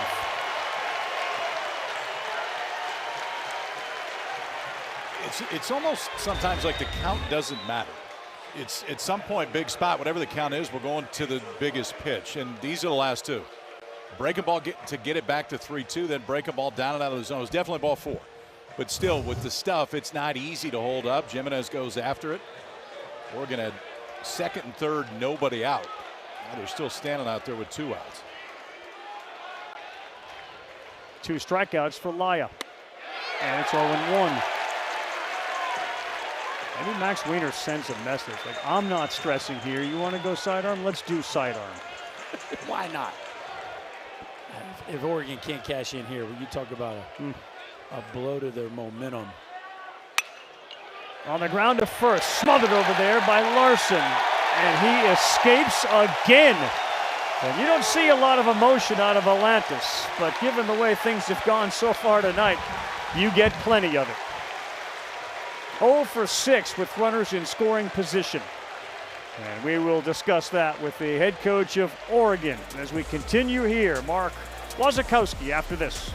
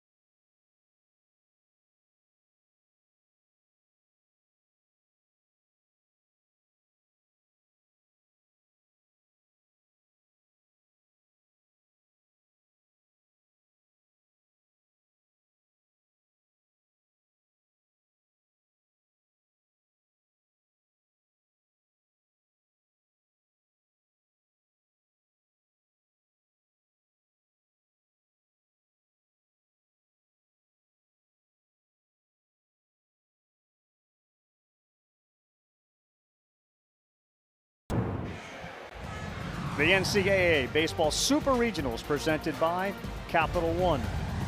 Waz, you guys have had plenty of opportunities on offense. What's the message in the dugout right now to try to keep you guys loose in these RBI spots? Well, I mean, the guy's at 78 pitches, right? 3 of the 4 innings that we've had on offense is high stress for him, and so we're executing a lot of things to get the table set.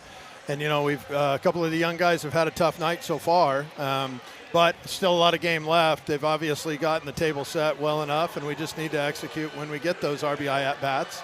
And a couple of young guys are, you know, struggled so far, like I said, but those guys are really good players, and I bet by the end of this thing they'll figure it out. Well, Scolari on the mound, and I mean, last inning, his quickest inning, but the walks have kind of got him. They've come back around. What have you seen from your end? Yeah, that and the head turns at second base. I mean, you know, uncharacteristic. I think he got sped up to where they were exposing him a little bit with the running game. I think we'll put an end to that pretty quickly. But, you know, I mean, just the first inning, the 2 walks scored, right? I mean, getting behind in the count. You know, last inning was able to get back on top and get ahead in the count and threw some really good breaking balls to Pac-Man to get him out. And I thought he pitched much more in character last inning. So hopefully he can get into a little bit of a rhythm and hold us right there to get us a chance. Once again, I think we're doing a nice job off their starter, but we just haven't been able to deliver the blow yet. Waz, thanks very much. Appreciate it. Yeah, thanks for your coverage. Go Ducks. Thank you.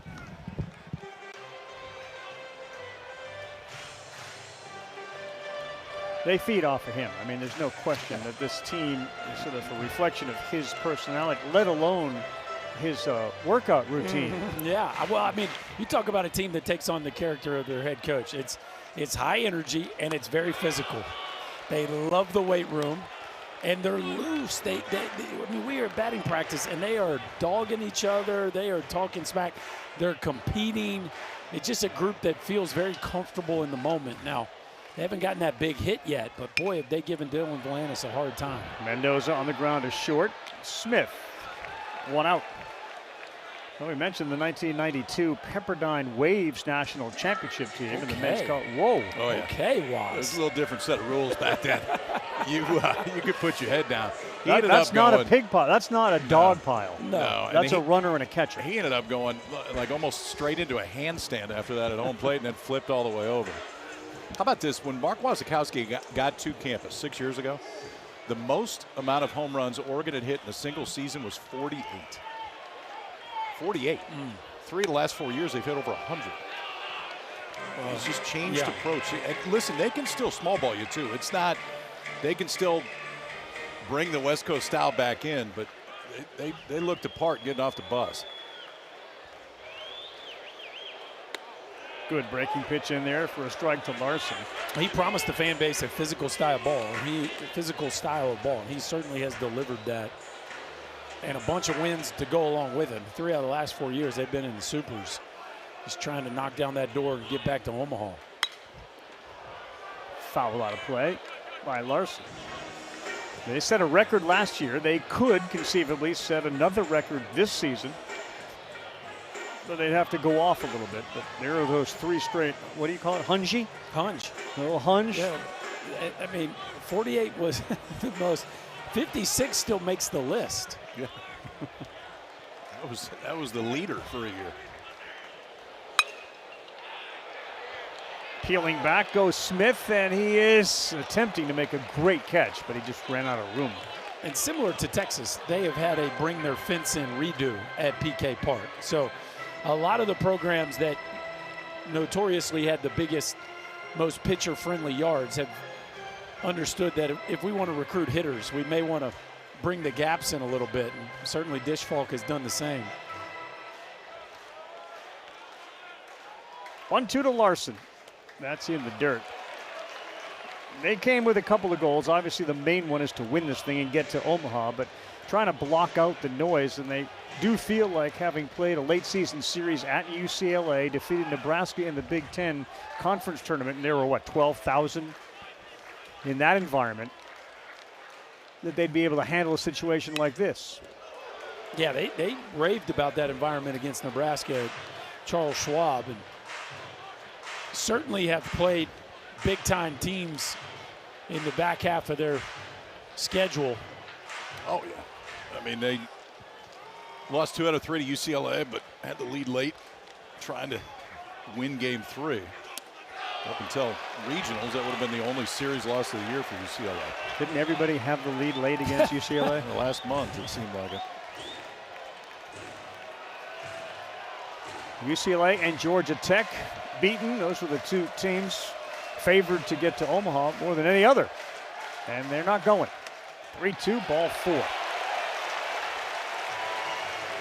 One-out walk for Ashton Larson.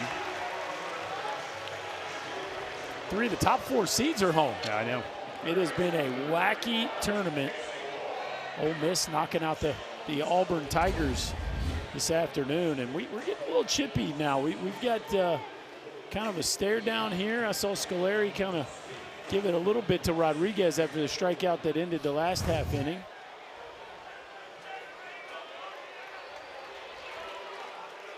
Borba blasted off to right field for his 18th home run of the year, and he steps up now. How do you think that West Virginia vibe is going to be in Omaha? Fun? A lot of fun. They will show up.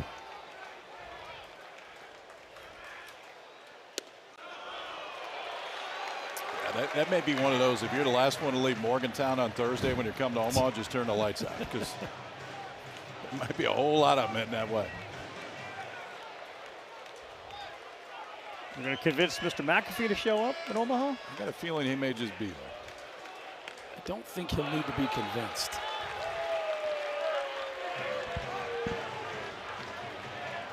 Two balls and no strikes to Borba.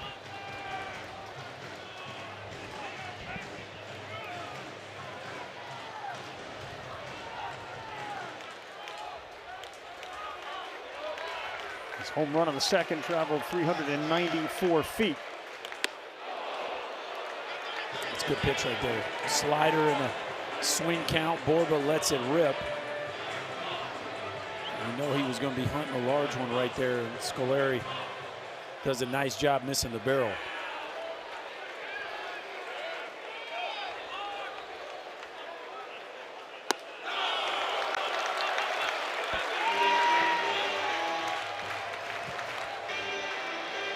Super Regional, you win 2, you move on to Omaha. 38 times the Longhorns have been there.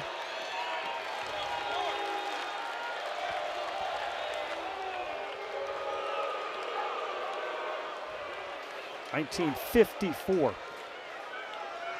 for the Ducks of Oregon.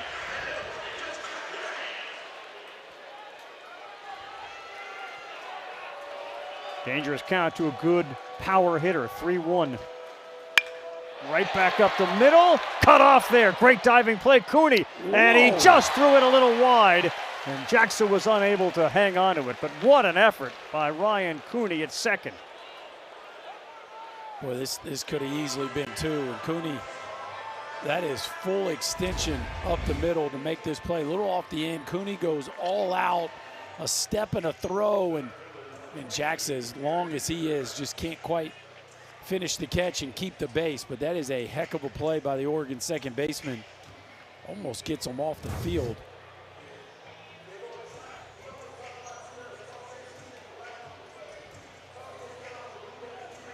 May have extended the outing for Scolari as he is up to 83 pitches in a 4-0 hole in the bottom of the 4th for Pendergrass. He walked and then he became an agitator, stealing 2 bases and coming to score in the second. Well, you see, he's checking with Schloss on every pitch.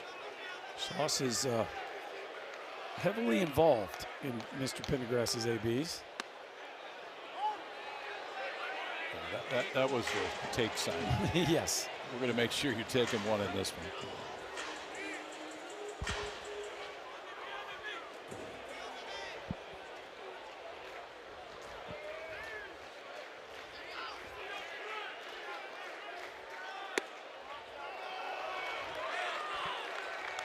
Two and one, and there's that look, and there's Schloss giving these signals to Pendergrass. So if you're just joining us, he joined this team in the winter, kind of hanging around that portal.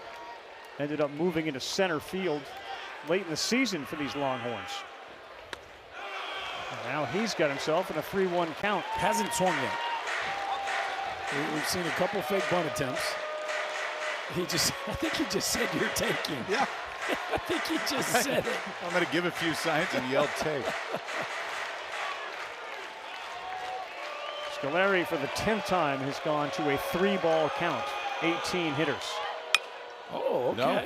The old deke. He said rake. Okay, you're raking. Yes. I like that. Fake take. Yes.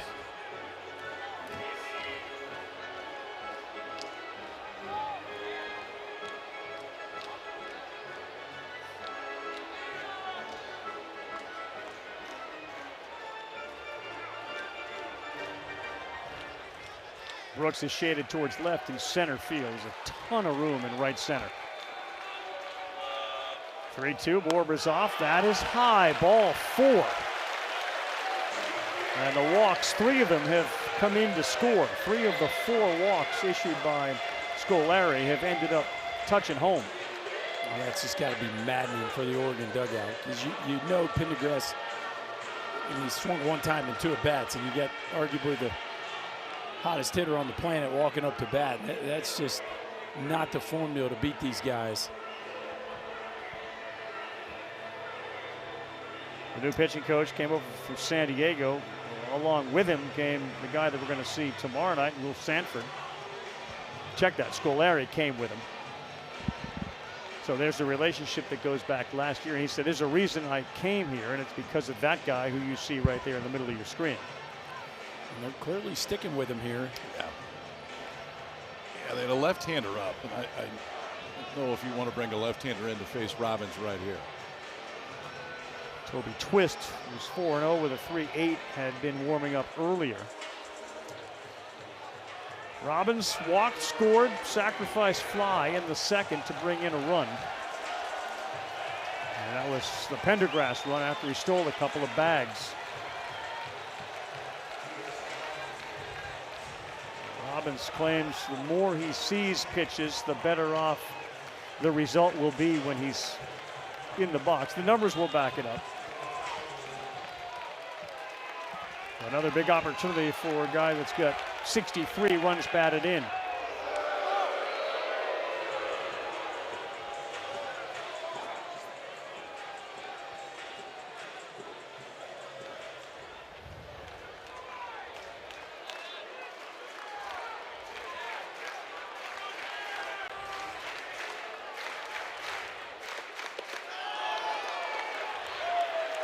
Work by Mabius there. Throw that body out there, block it up. These are the kind of moments that Robbins has delivered on all season long. As we take another look at Mabius, a lot of people wonder, can you get around breaking balls off the 1 knee down? Boy, he sure did right there. Good patience. He looks like he's seeing that breaking ball, and there's a little wry smile like, I got you now with a 2-0 count. Those are the ones that you see on the mound and they don't make you feel too terribly comfortable. You want to see off balance on a take, not comfortable. Borber, Pendergrass, the base runners. 2-0 count to Aiden Robbins, the leadoff hitter. Checked his swing, they'll check first. They give him a swing, and it's a strike.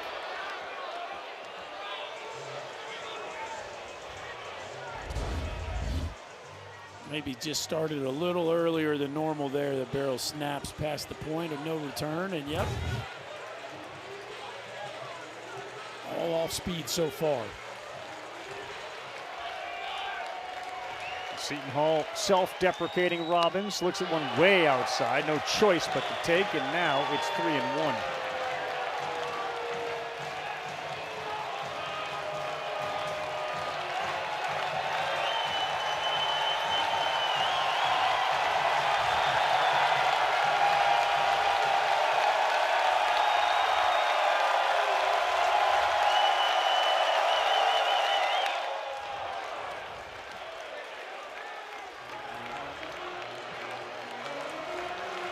Best pitch of the at-bat right there. Just a tight cutter.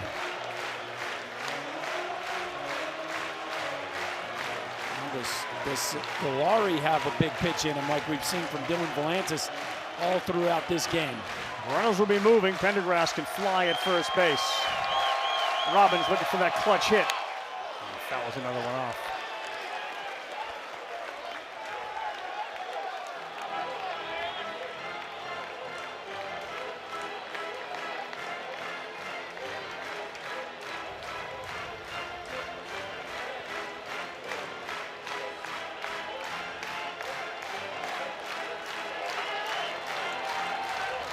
.368 batting average with 2 outs.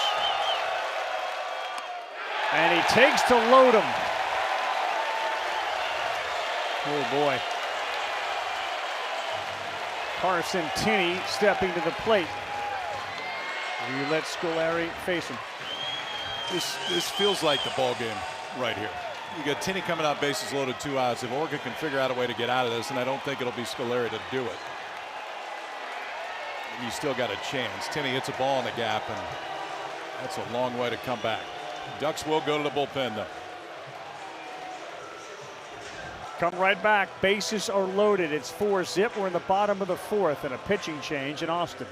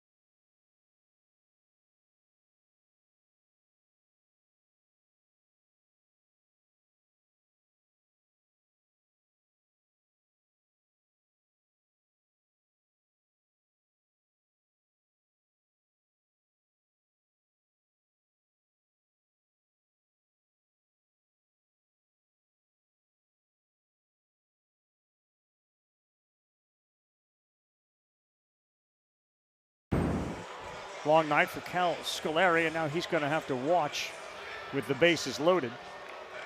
And one of the best hitters in the country coming up in Carson Tinney, who is 4 for 10 with the bases loaded. He's got a couple of grand slams. They came back in May, and Oregon decides to go with Jonah Barkov, the left-handed pitcher. Yeah, he hadn't been out there a whole lot. In fact, the first appearance that Barkov made this year was at the end of April. On for just the 6th time. In the previous 5 outings, he's gone 5 1/3. He has struck 9 out, but he's walked 5 in that same time frame.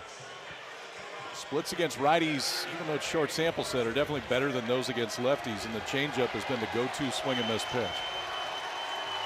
Crowd will get into it here at Dish Falk with them loaded.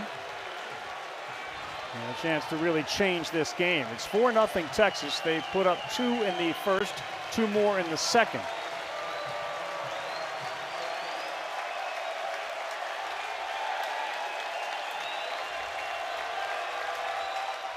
Barkov's first is a fastball in the outside corner.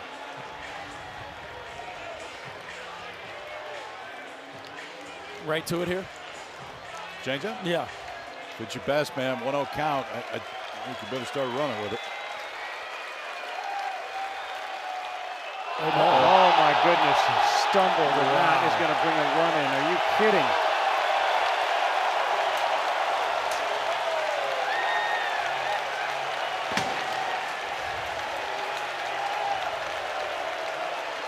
That's a hard luck for the youngster Barkov on the mound here in this environment for a freshman with limited innings. Goodness.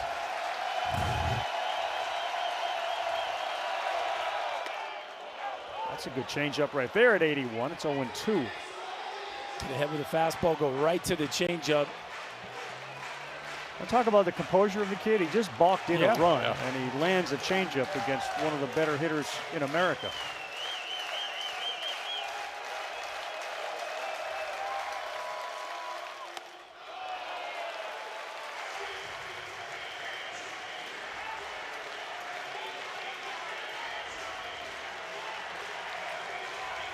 Too predictable to go back to it here?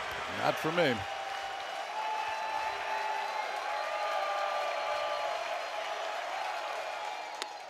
Ooh. Love that pitch. Love the guts of that pitch, and I love that he stuck it in there.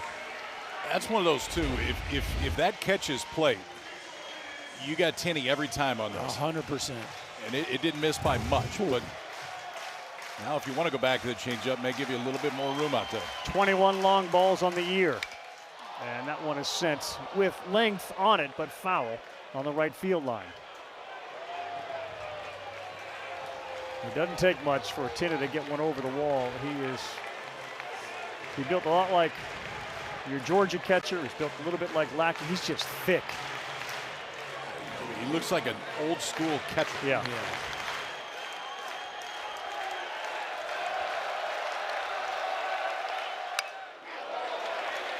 Barkov has shown some good stuff here against Tenney.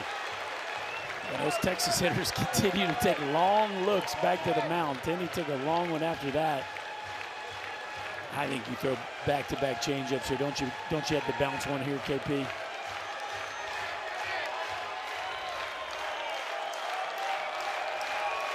Senior in high school last year on the mound here on a 2-2. They will throw, and that will end it. Good job right there by Jonah Barkov against Carson Tenney, with the exception of the balk to make it 5-0. He gets the guy that he was charged to get. Yeah, you got a freshman coming in that's thrown just 5 1/3 innings in his collegiate career and kind of blows the tire on the way home, that one. But comes back and gets one of the better hitters in the country. Keeps it close, but the Horns get one more and lead it 5-0.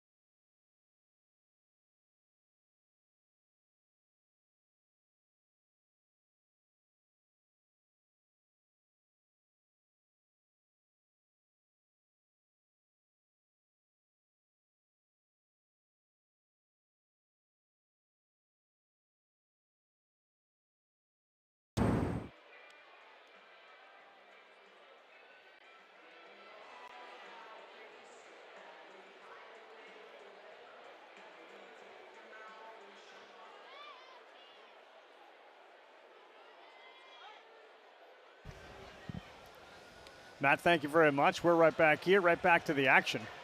As Dylan Volantis' first pitch to Cooney misses. I'm as guilty of it as anybody. Has there ever been an SEC team that's in the top 8 that is less talked about than Bama? No, but that's because of the really fast start and then kind of a fizzle out a little bit. No, there's a lot of reasons for it. And some are justified, but it is. I think it's accurate. It is wild that either the number 7 national seed. Granted, the last game took some heroics in the extra innings, but they swept their regional, and they are just kind of riding along here with a chance to host a super. Rob Vaughn just continues to impress. How it seems like he always gets the most out of his roster. It also seems like every year that he's been there, they've gotten better and better and better. 1-2 to Cooney, right back up the middle, and that is a well-placed Becerra. And he throws him out. There's one down as Cooney, the hometown kid, born a Duck. His whole family went to Oregon, is out on a throw by Becerra. Regional headlines from the Supers. First 3 tickets are already punched. West Virginia and Troy have never been there. Ole Miss goes back. Mike Bianco for the first time since 2022. Georgia was trailing 7-0 in the 4th inning. O'Shaughnessy had 2 homers. He was playing for Trey Phelps, who, of course, was serving the 1-game suspension. It's a go-ahead 3-run home run in the 8th. It's not a Wally Pipp story, but it's an amazing story. Tell you, the Rebs have a little 2022 vibes to them. They had a much better regular season. They didn't have to sneak in late like that team did, but they hit the ball at the ballpark like that team did. They are veteran-led, Utermark and Furness and Becerra, and they have some arms that people do not want to see. No, you do not. And they got one that's been there, done that, too, and I think that helps in Hunter Elliott.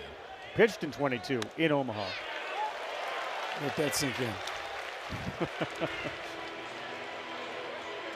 Just reminds me of how close Arizona State was. Now you see the team that you played 14 innings until in the opener, 1:15 in the morning and lost.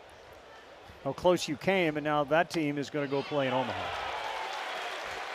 And Ole Miss now 3 times to Omaha under Mike Bianco, all on the road, which is really interesting. They've done it 3 times. All 3 super regionals have been on the road. For a school that has such a wonderful home field. Yeah, and has hosted a ton. Called strike 3. And Volantis feeling it right now, and you can tell the way he's strutting around out there with 2 down here in the 5th. Here's the thing with Volantis. If you give him enough time to find it, he will find it. History says that it's going to come back, and it was a little shaky through the first 4 innings, but Oregon just couldn't deliver the knockout punch to get anybody across. Now this inning, 2 quick outs. I think that's his first strikeout on the fastball right there, too, right at the knees. 8 of them in the game. No, you got the sense, listening to Coach Wasikowski during that interview, let's get into the pen, because we're doing everything we can, and this guy just keeps coming up with the big pitches, but we got his pitch count up. And if we can have the same approach against the bullpen where the guy doesn't maybe have the skill that Volantis does, then we got a chance. It feels like one of those days when you're facing Volantis, and I know he isn't quite as sharp as we're used to seeing him, is at some point you're saying, just show us anybody but him. Right. I don't care who it is. And the bullpen's good. Jackson lines one into right field. That's going to get down. And a little thought about maybe throwing to first base, but Larson was too far off the bag. That thing was hit really hard. Well, that's the kind of night the Ducks are having. Jackson has left 5 runners on base in his first 2 at-bats, and he comes up with 2 outs and nobody on and delivers a rocket into right field. But, you never want to say a base hit is totally empty, but that one is, I'm sure Mark Wasikowski has a little bit of a sarcastic smile as he sees his freshman first baseman rifle one into right field. 104 miles an hour off the bat. Lee Mabius, this one seeing eye into the shortstop hole, no play. And another opportunity with 2 men on and 2 down as Berkeley Mabius delivers his first hit of the night. KP, just when it looked like he was going to finally have a 1-2-3 inning, the Ducks put a couple on. This is a backside topper that just perfectly positioned. Rodriguez has no play. He kind of wisely puts it in his pocket. More high-stress pitches for Volantis. Now you got one that can do some damage.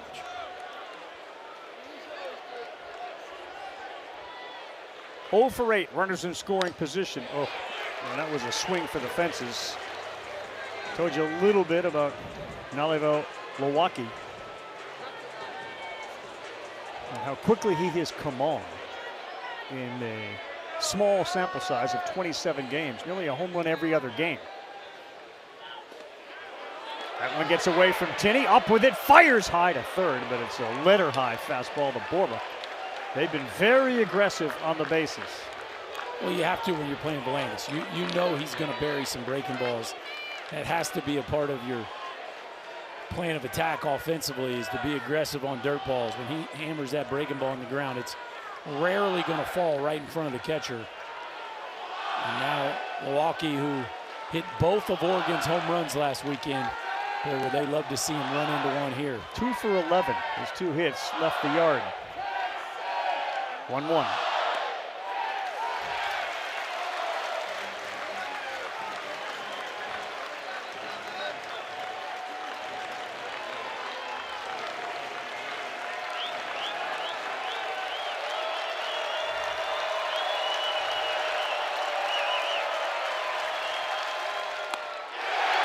Did he go? No swing. You have to be so strong not to swing when you commit like Milwaukee just did. What do you think, KP? Does he hold it? I think so. Yeah. He thinks that one won't even close.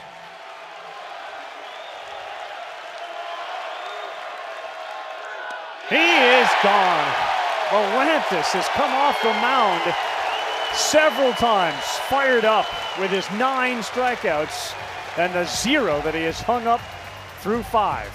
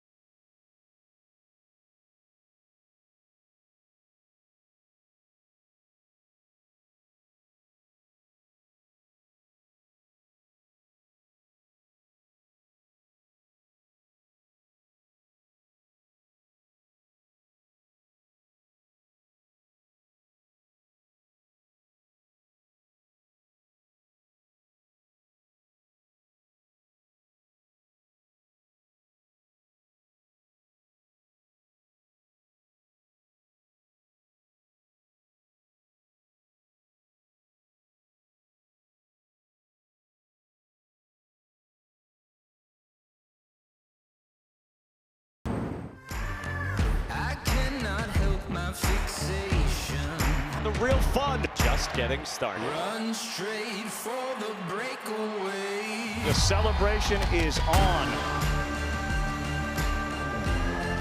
It's been the SEC's tournament last half dozen years, and there's a good chance you're getting 4 or 5 teams from the SEC back one more time. Texas got a 5-0 lead. Dylan Volantis, I don't know, you ask him what would you grade yourself tonight, what would he say? C. C. What do you think?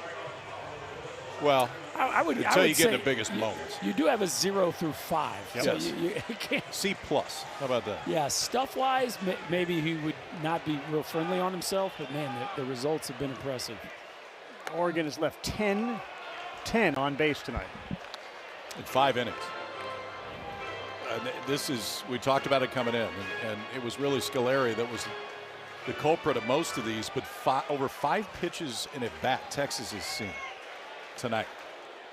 For context, over the course of the season, they averaged 4.1 pitches in a bat. That's second in the country.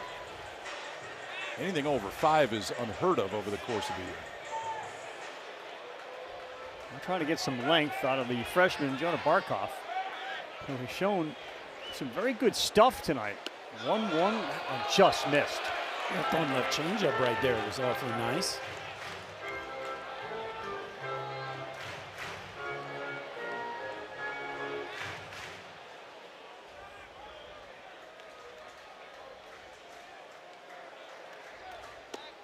That lands right at the bottom of the zone. Another one.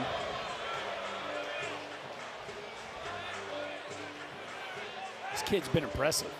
A freshman who hasn't been out there a ton and just. Especially after what happened right away. Yeah. I mean, you go out there and balk a run in, and you're still facing the heart of this Texas order. Got one in the fist of Pack. He was the #1 left-handed pitcher and #6 overall player in Oregon. Lake Oswego High School. He started 4 times. He started 4 games as a senior, 17 innings, and then he got hurt. So he's one of those guys that suffered a season-ending injury and stayed at home.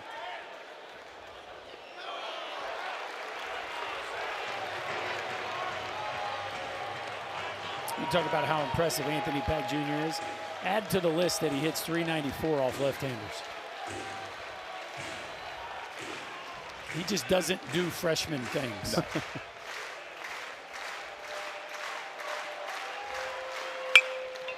on the ground, fielded by Cooney.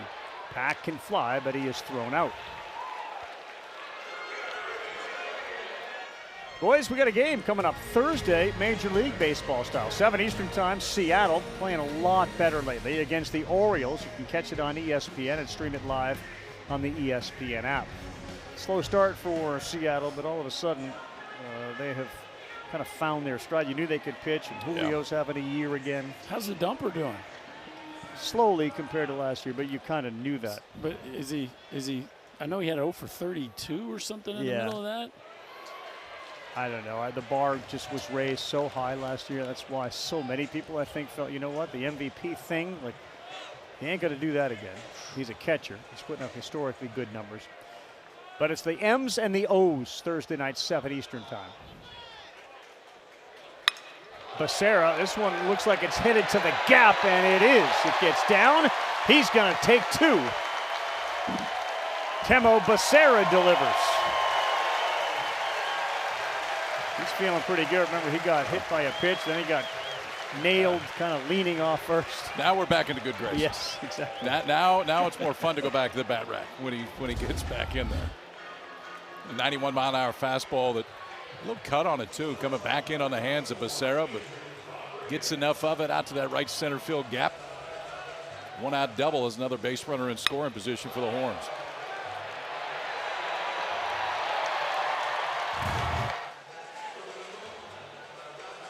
Now here comes Adrian Rodriguez, who compared playing for Texas baseball to, as we just talked about, Major League Baseball, like the New York Yankees.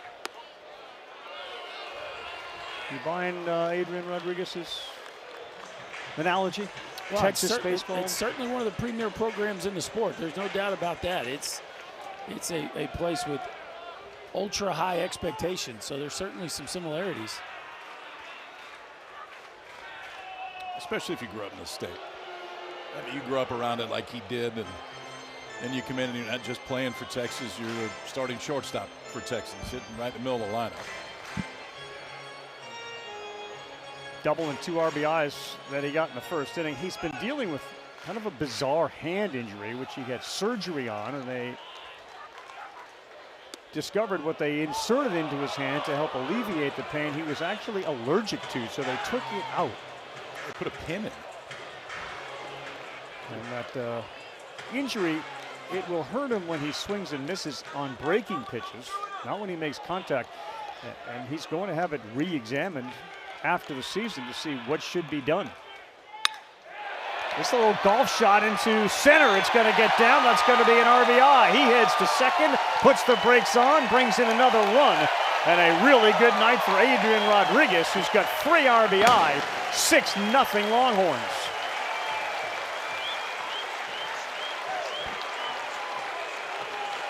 I tell you what, you talk about it, 2 totally different offenses. One team that just continues to cash in every opportunity.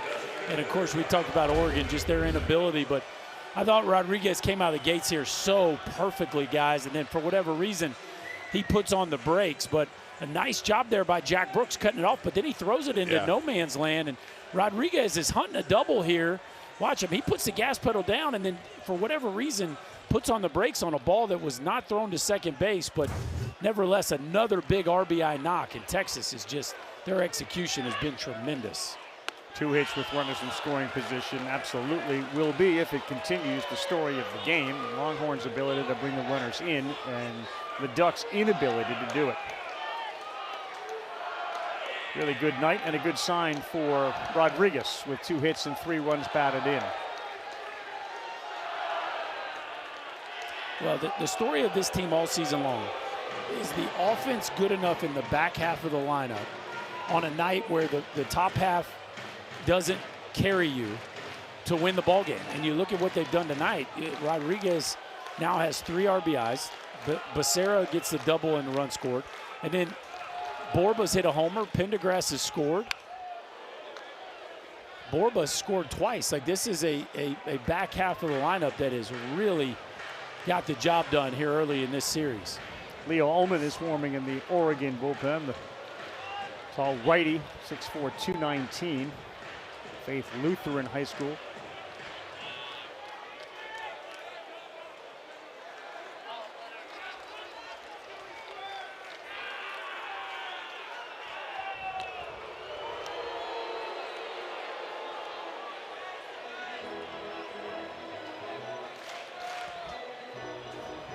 Mendoza is an interesting story. He grew up, I mentioned, in Bedford, Texas, and he always wanted to play for Texas.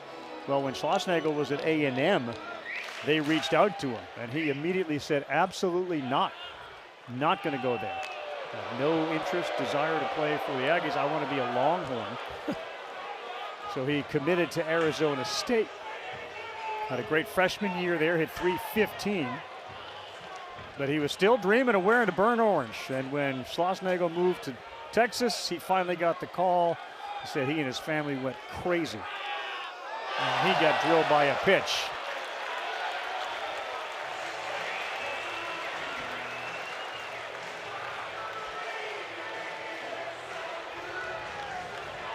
The ultimate dream for a kid from Bedford, Texas is not only to play for Texas, but to get to Omaha and win it all for Texas. Then the family would really go crazy.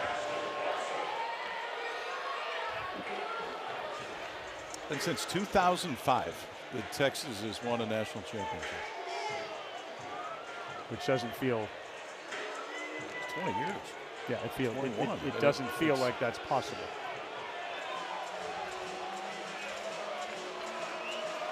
The expectations, as we mentioned, the 71 championships that Texas has won. It was interesting talking with Coach Schlossnagle the other day, in his office about the fact that the women's softball team won a championship and the awareness in this community for what we haven't done and the pressure that comes with it. And look, he took the job knowing that. Yeah, that's right. I still remember the Augie Garrido quote where he said we'd take the runner-up trophy and use it as a doorstop. And that was the way that Augie looked at it at that point. They got 2 of them in a row. They packed that ballpark across the street last night too after the practices. Left on left for Larson.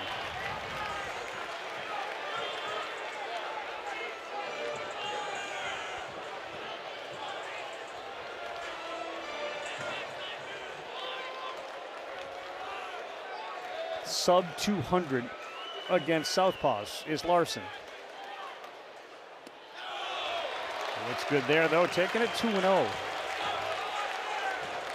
This will be Barkov's last hitter, and it does look like he's running out of gas a little bit, but boy, do they need him to get the job done right here against the left-handed hitting Larson.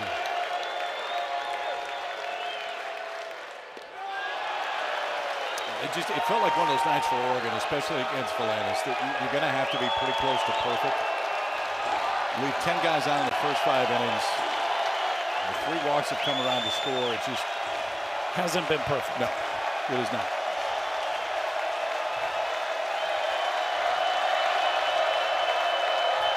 The 3-0 is in there for a strike, 3-1. And now Larson will be sitting and waiting for one down the middle. He's got 2 runners out there, Rodriguez and Mendoza. It's 6-0. Volantis waits. Will it be 6-zip when he goes back out there? Ball 4 to load him up.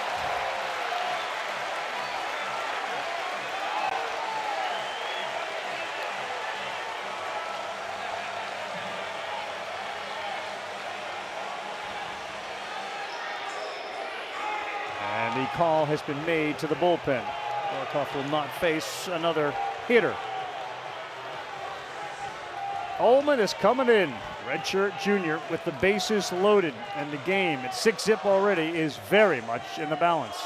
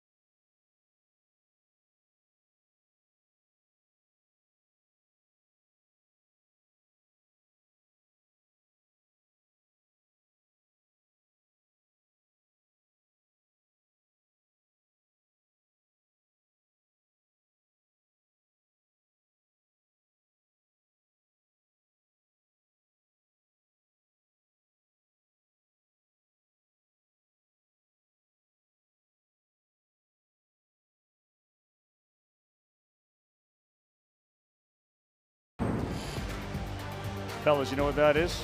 Uh-oh. Yep. About ready to get busier. The BKP, man, they put that extension on. One of the great walks. The ESPN crew and thousands of others make that. As we take a look at our brackets, we are in the Super Regionals, and some of those are over. West Virginia and Troy on to the Men's College World Series. Ole Miss going as well. Meantime, on the other side, the right side of the bracket, Kansas and Oklahoma, the Sooners up big. Alabama and St. John's underway. And Georgia and Mississippi State throwing haymakers today. They'll do it again tomorrow at noon Eastern time on ESPN. Leo Ullman, the right-hander, will have to deal with Casey Borba, who already tonight has got a home run. He has scored twice. He steps into a situation where the bases are loaded. Reminder, in the postseason, the 10-run rule does not apply.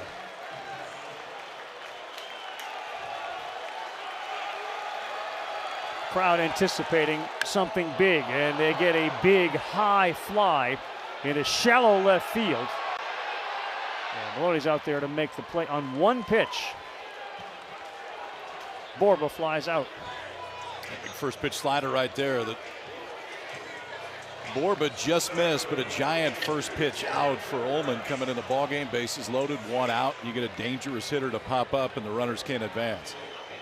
So what was your feeling about new pitcher coming in? If he's facing you, do you take a pitch? Are you anxious to jump on one? Do you think he's throwing a fastball? If it was somebody I hadn't seen, I would always take.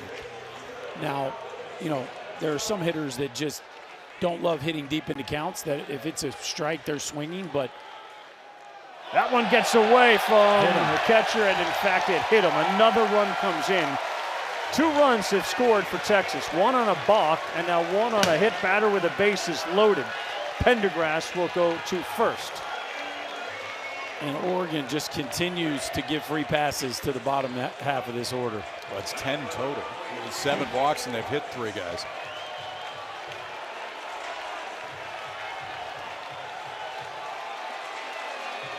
Seventh run of the night.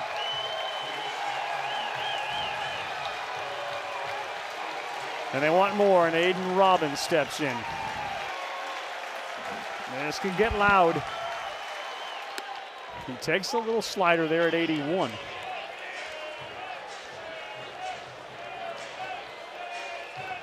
So the home run totals for Aiden Robbins.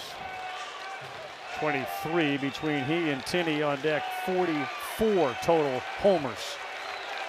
Oh, what a job behind the plate by Berkeley Mabius.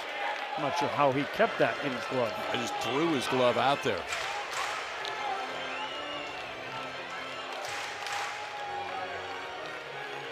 Two for 7 this year with the bases loaded, Robbins.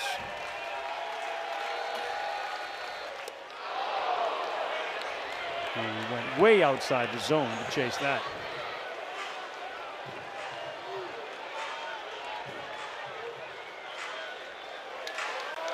Yeah, they're fence hanging right now at the situation as it is. Enjoying the night, 7-zip home team. And Robbins, that was held on to, he's gone. Frustration for Aiden Robbins, elation for the rest of the Longhorns. They lead it 7-0 through 5.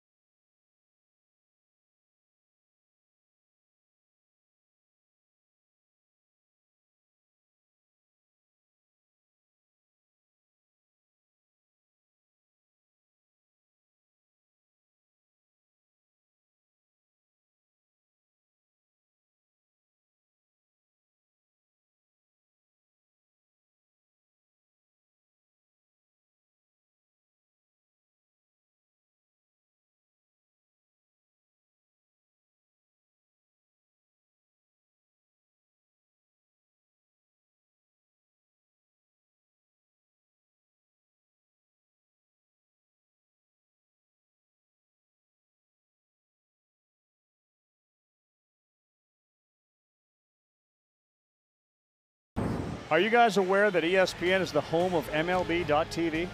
I was. Yeah, I know a guy that. that had an awesome commercial about it. Yes. Brian Kenny, I thought he was really good. Fantastic. You can stream every out-of-market game live or on demand. Use the ESPN app. Blackout other restrictions apply. For more information, go to espn.com/MLB.TV. The home of MLB.TV. Of course, home of the College World Series, the regionals, super regionals all across the country.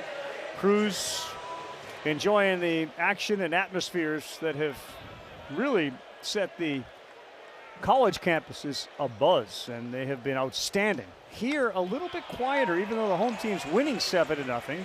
Part of that has to do with Oregon's inability to create any action. They've had so many runners on and stranded 10 against Dylan Volantis, who moves into the 6th inning, where he will crest 100 pitches. What do you guys make of that? Is that that's a Chris Sale move. I mean, this is clearly the Mad Max laboratory. I haven't seen it all year. Right. And now we've probably seen it 4 times tonight. Well, they did mention to us that they like to do things just to get them on the report, right? Just to put another thing into a hitter's head. Yeah, I may want to do stuff to get it on a report in like March. Not necessarily in game 1 of the Super, but it's working. They're one of them in a 2-0 count with runners on 2nd and 3rd. Yes. That's going to be a shot down the line. Heading over there, Robbins, he's not going to be able to cut it off, and now it gets lost in the corner. And boy, I don't think Maloney really noticed that he was chasing it. He's into 2nd with the leadoff double. And again, a base runner in scoring position for Oregon. Well, I thought they missed a chance at a stand-up triple Oh, here. yeah. I don't know why they played that so safely. Well, he put his head down. He didn't look. He put his head down. He didn't look to 3rd because Brett Thomas was saying yes, yes, yes. And when he goes into 2nd base, watch where he's at. Aiden Robbins really crowds this ball. First thing when you play corner outfield, you have got to give the ball space when it gets rattling around in the corner. And because he misplayed that, that could have been an easy triple for Maloney. You're saying Maloney didn't pick up Thomas? No. When he was going into 2nd base, he put his head down. And Thomas was as deep as he could trying to get his attention. He just never saw him. 4th leadoff hit in 6 innings against Volantis.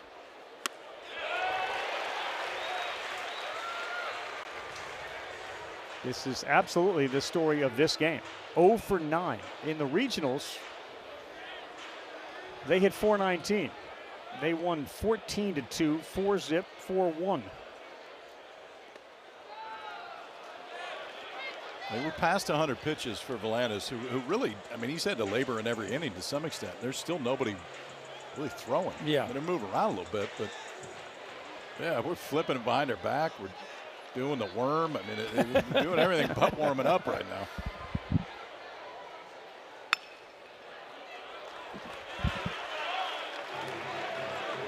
They missed the 9-hole hitter, Brooks. Urgency wouldn't be the word that you would attach to that picture. It's not up here that way. It has not been easy for Dylan Volantis tonight. But he still hung a 0 so far. The 2-2. Just missed.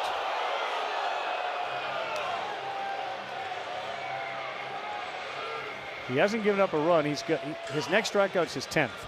I mean, it sounds like a good night. But if you've watched along with us, you realize this has been very labor intensive.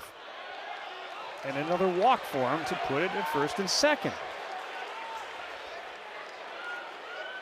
Now you feel like if you're Oregon, you got to get something this inning. You get the top of your order coming up. You got 2 on. I think I've maybe said that 3 or 4 times so far in the game already. Keep saying it. Yeah. It's been true At every some time. point, and I understand Mark Wasikowski said before we're pushing his pitch count up. And they've done that, but they're going to have to get a few across. Thomas Burns down there getting loose, 45 there on your left. Big, hard throwing right-hander. He typically is their bridge guy right around this time of the ball game to get the ball to Sam Cozart.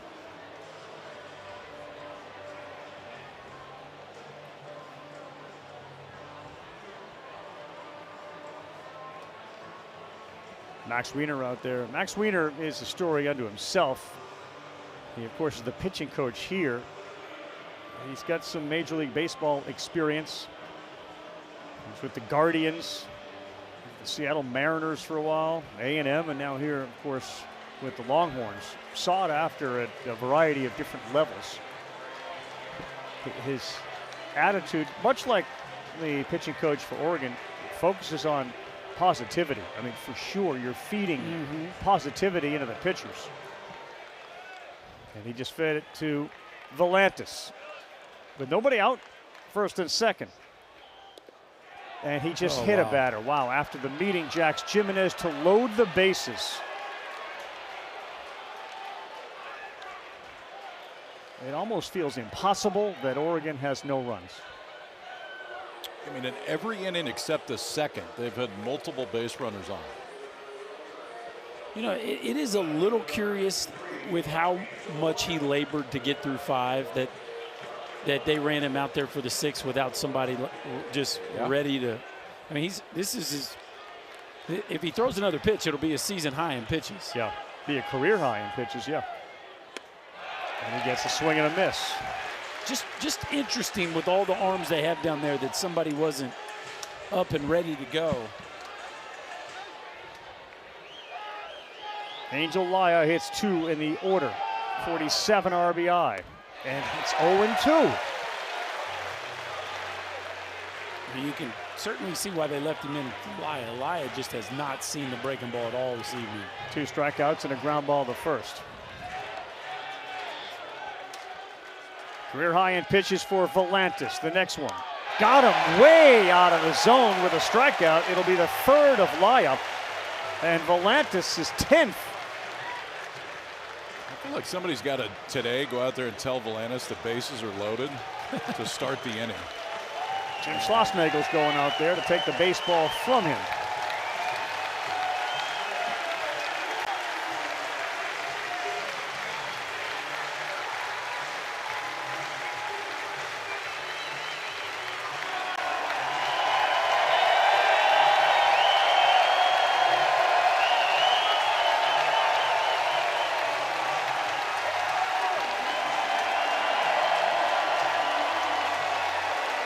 The ace of the staff did not have his ace stuff, and yet he leads with a 7-0 lead, 10 strikeouts, and no runs allowed.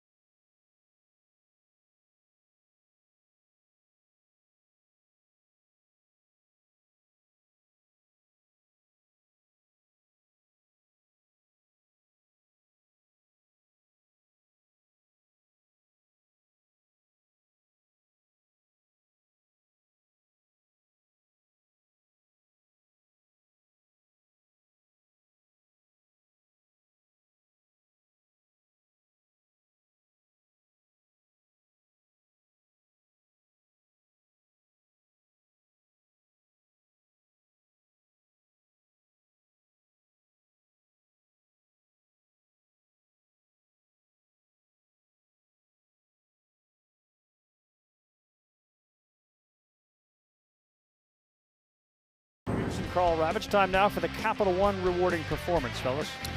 I'd say 10 strikeouts going to get you that. You earn the role of ace when you don't only keep your team in it when you don't have your A stuff, which he didn't tonight until it was the biggest moments, but yet you leave and there's a 0 in the run column. And for Volantis, man, I mean, he had to work. 110 pitches, never done that before, but he punched out 10, did walk 4. 10th and final strikeout was Angel Laya for the first out in the 6th inning. So they go to the big right-hander who can run it up to This is a mid-90s fastball from Thomas Burns. This fastball cutter changeup, but pretty fastball heavy for a guy that really is not just coming in to get 2 outs. He can come in to get 2 or 3 innings at this point, which I think is what Texas is looking for. Batting average against him this season for Burns is 190. And a great opportunity here for Ryan Cooney.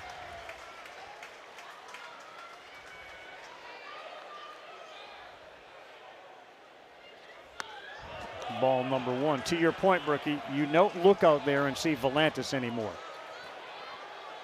And for a team that has struggled as much as he tried to help, they didn't get anything. And now you hope that this change will allow them to get something going. The 1-0 to Cooney. 1 ball, 1 strike. Both of Cooney's parents attended the university. His mom ran track there. Dad was an athlete as well. Brother went there as well. Big time offensive threat. Cleanup hitter with him loaded. And Burns ready on a 1-1. Swung on and it goes out of play. Straight over the top, 97-mile-an-hour octane. And it's got some carry to it coming into the ball game. You know, Division I average for fastball swing and miss 18%. His is almost 40. So he can run that thing to the top of the zone and create some big misses, especially in high leverage spots like this.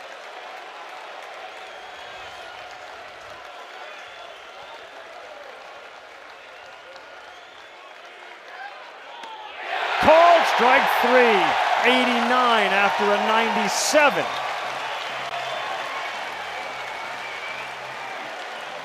It looks like the split right there. He threw the first pitch of the bat, came back with 2 fastballs, 98, 97. Now, see that release point that just stays on the outside part of the plate. A good job by Carson Tenney to frame it up.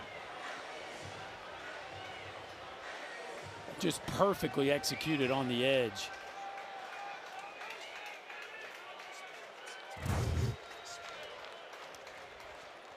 Drew Smith, good fastball hitter. Chased up top.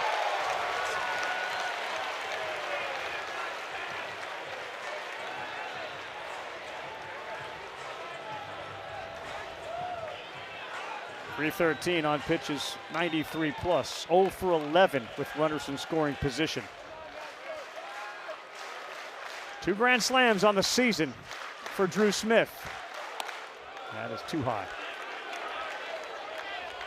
Burns is interesting because the profile screams closer. It's power stuff, swing and miss fastball, swing and miss split. But they like him in this bridge roll. It's very interesting. I almost feel like he performs better here in the middle of the ball game. Of course, they have Sam Cozart at the end that's been so reliable closing them out. But what a weapon to have here in the middle innings. Arizona State transfer ready on a 1-1 to Drew Smith.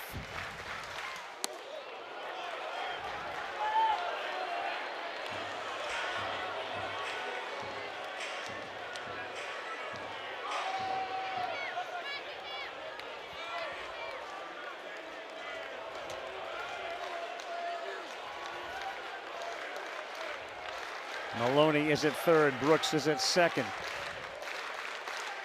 Jimenez off first, swing and a miss, 97 to go 2-2.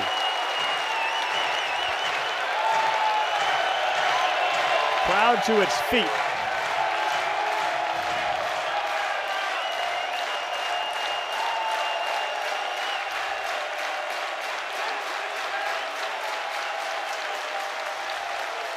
Oh boy, he came too far inside.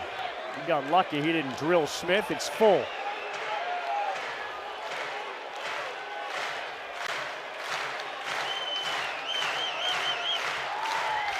Volantis leading the cheers and the chants. He'll be moving. Boy, that may have hurt, man, the umpire. That was right off of the mask. Let's make sure Wilson Rayner is okay. didn't lose a lot of miles per hour off that bat, and it came in hot.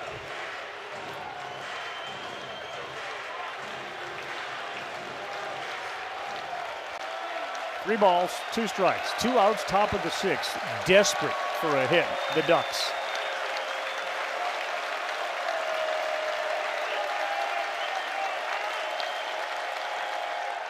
And Burns buried it at his feet. That's the first run. It comes on a bases-loaded walk.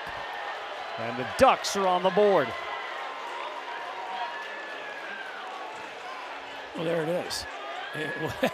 Not a work of art, but they're on the board. Still in striking distance if they could just get somebody to come up with that clutch swing. Well, let's not forget, Jackson, the freshman, did not look good his first 2 plate appearances with 2 strikeouts. Then a hard single his last time up. And all of a sudden, Burns is getting a little wild here with the walk with the bases loaded and falls behind. He can do that too. I mean, this year for Burns coming in, 14 walks in 21 innings. So it's not been pinpoint. Now the bullpen is going to get moving again.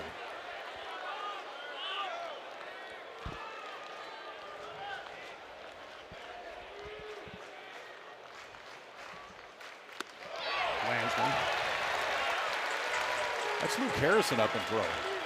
Now, it was interesting. Texas announced starter today and then TBA tomorrow when the notes came out. We thought it may be Luke Harrison, maybe Ruger Riojas. Well, Harrison now warming. He's not just playing catch. 1-1 of the freshman having a great year. Braden Jackson. No, that's a little high and outside. 2-1.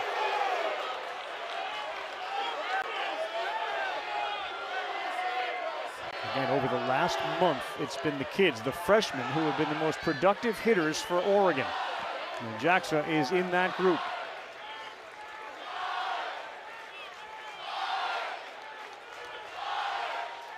Way outside, and it's 3 balls and a strike.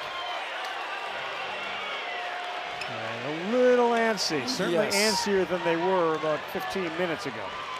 Home crowd not loving the vibe right now by Mr. Burns, who just, boy, I know, KP, it's always max effort, but the mechanics look a little bit all over the place right now. Well, the misses are not small either. And neither is that. And that is a back-to-back walk to bring in the 2nd run. And Jim Schlossnagel's patience with what he has seen from Burns has got to be at 0.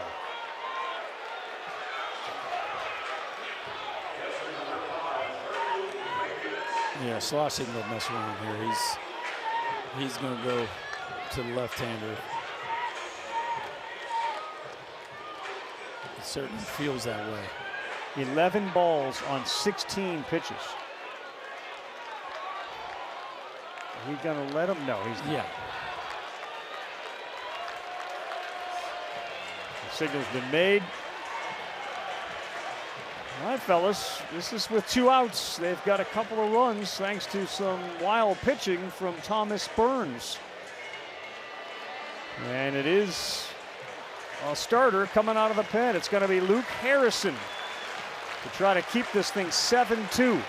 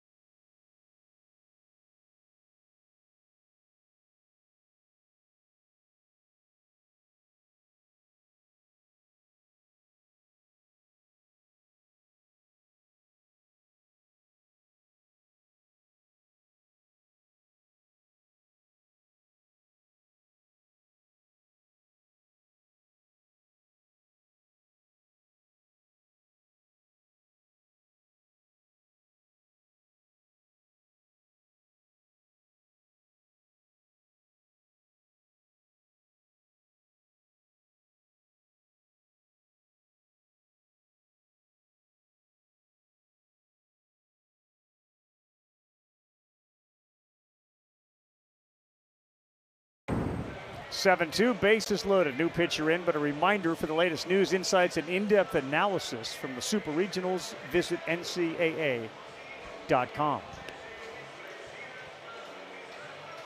KP, you mentioned it. You wonder, like, I'll ask you guys, the decision to go here to Harrison, does it have anything to do with what Oregon has not been able to do tonight? I mean, I haven't seen Oregon. Are you reading anything from their inability to say, you know what, we're going to go with Riojas, or is that completely superfluous to this decision? No, I think this was, we weren't aware of it, but this was in the plans before the game. I mean, Harrison's down there knowing there's pretty high, well, not high probability, but there's a chance he's going to throw. For Harrison over the last 2 years, it's 32 appearances, but 30 of those 32 have been start. It was a planned relief appearance in the SEC tournament, and then he came in and got a save, his only save of the year against UC Santa Barbara in the regional. So still not something he's done a whole lot of for the last 2 years, coming into the big spot. Left on left, Berkeley Mabius looks at one high, ball one. Mabius, good hitter against lefties. We saw him get a hit against Volantis. And overall, he hits over 300 against him. 1 ball, 1 strike. I think also if you're Schloss, you're putting a guy in the game you feel pretty good can take you the distance here. Yeah.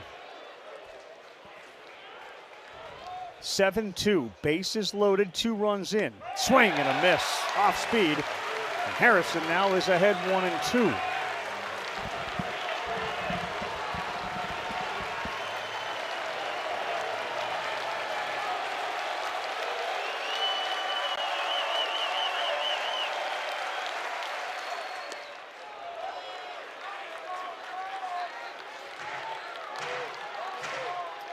Fastball, cutter, curveball, slider for Harrison. So 3 different breaking balls. All of them are going to move away from a left-hander here. That fastball into the low 90s.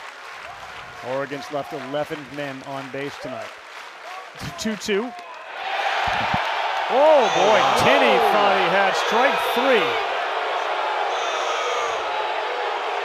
Schlossnagle came charging out of the Texas dugout. It looks like Wilson Rayner starts to call it, boys. Does he not back up and start to call it? Nope. No, he didn't. He stays his ground. I'd start from up high that he started to flinch a little bit, but Harrison's 3-2. He got him. The Ducks on the pond. They have left 14 men on base tonight. 14 through 6 stranded on the bases. It's a big spot right there. I mean, a pitch after you think you're off the field. Harrison comes back and pumps a little cutter in there to get the swing and miss and get the horns off the field. The Ducks leave them loaded again, but get 2 on the board.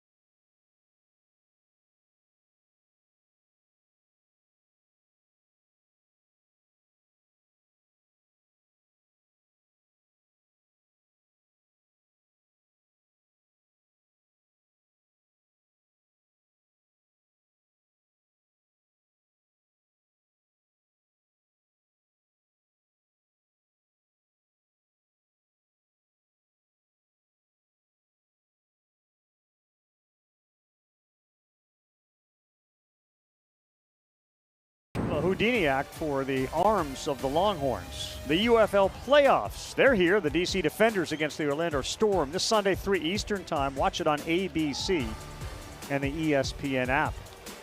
Now, this has hardly been one of those walks in the park, but an astounding number of Oregon Ducks have been left on the bases tonight. And a very big performance by Harrison after he had thought, along with that guy, that they had strike 3, only to be told no. It went to a 3-2 count and then a swing and a miss.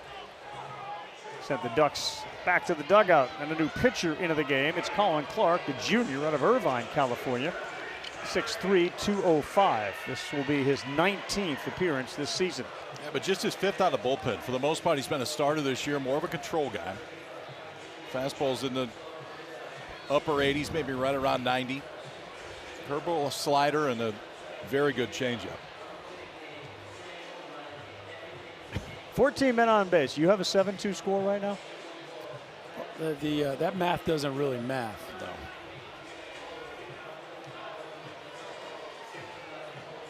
As it says up there in the upper left, we've had a couple of teams already punch their ticket to Omaha. College World Series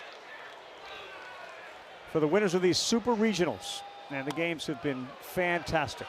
Georgia and Mississippi State game of the day today. West Virginia was never in doubt. They put 17 runs up. And they march on to Omaha. And they'll bring thousands and thousands of fans with them. Tinney underneath one and out of play. Fellas, we've talked about the crowds and the atmospheres, and you know, out in left field now you got some more people than you usually have. This is the largest crowd ever at this ballpark for an NCAA sanctioned game. I know. 8,550 people here with big ideas for things to do in the outfield in the future. 1-1. That's in there, 1 and 2. They've had some big ball games in this ballpark. A couple of them. they've had a couple of them, yeah. So to have a record attendance is pretty cool. It's really cool to see it all across the country throughout the course of the last 2 weeks. But, man, at a historic venue like Disch-Falk, it's a big deal. 1-2, sky high on the infield. Maloney and Cooney are taking a look at it, and now it's the shortstop Maloney who's under it for the out. Well, it speaks to the popularity of the sport. I think social media has had a lot to do with it. Certainly the coverage of the regionals and super regionals. I do think that the women's softball has contributed to college baseball as well. College softball is wildly popular. And I think the idea that you're watching college kids play at these levels and play at a high level only serves both of the sports. And certainly here in Texas. Carryover effect, too. I mean, the Women's College World Series just ended this week, so it's immediately off into this. That time of year. Yeah. No doubt. Tarps off up top. For sure. Okay. Big swing there. Surprised we haven't gotten a little more of a tarps off vibe here. I guess it's still early enough. It's a cool little spot to watch the ball game. You all about tarps off? Is that a Chris Burke thing? No, it's not a Chris Burke thing, but I do enjoy the movement at ball games. Yeah. Pack will be on as he sends one in the left between the 5-6 hole. Anthony Pack's reached twice now. This dude can hit, man. What a joy he's going to be to watch over the next couple years. We've been talking about the long ball and the power surge, but this is what he kind of made famous early in the year. Just that hit tool, take a breaking ball and slash it to the backside. Very polished hitter for a young man. But that is one of the things that they worked a great deal on, is going the other way. He even acknowledged in the beginning there was a lot of let's pull everything and try to hit it over the wall. And they worked really hard on that. It's paid great dividends.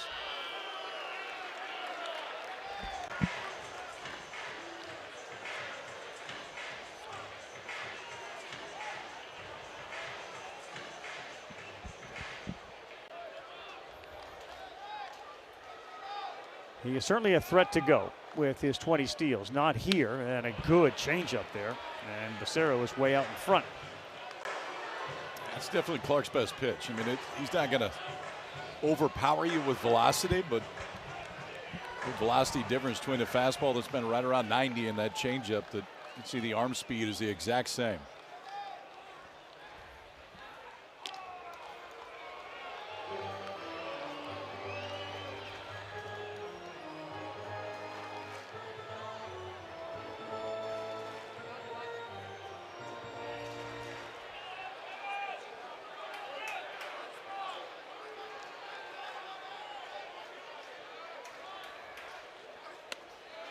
Just missed. It is fascinating, too, in this super regional format where you're not guaranteed a third game.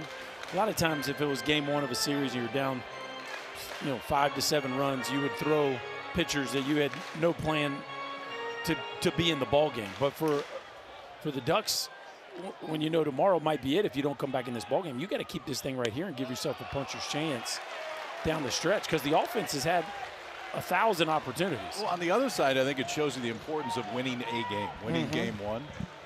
I mean, Harrison wouldn't have had his spikes on the whole weekend, day one, if he wasn't pitching, which he did a few times. But other than that, he'd have a clipboard today. Back goes, quick throw down to second. It's a great throw. Wow, they nailed him by a lot. Hold on a second, though. Did we get runner going down? Ball four. Okay. Boy, did Berkeley can Berkeley catch and throw, came can up he? quick. Yes, he can. And all of them have been right on the money.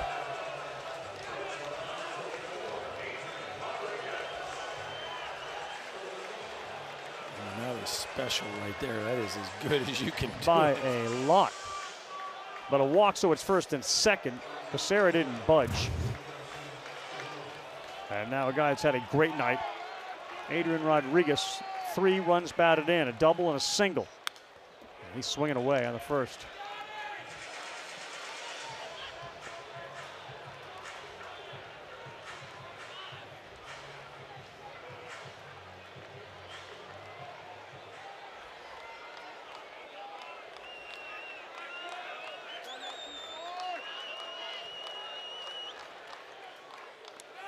That one gets away. Both runners move up 90 feet, second and third. And just after they got a couple of runs, it's really, really big. You mentioned it. Not only about preserving pitchers, but keeping this game within reach. They want to throw a 0 up, and now it's going to be more difficult. And even though you weren't hitting the ball all over the ballpark, you look up at the run column and you got something in there right away. And I think it's so important to continue that going. Troy Tulowitzki going to call an offensive timeout, or we're going to be forced to bring that infield in again when Texas is back at it.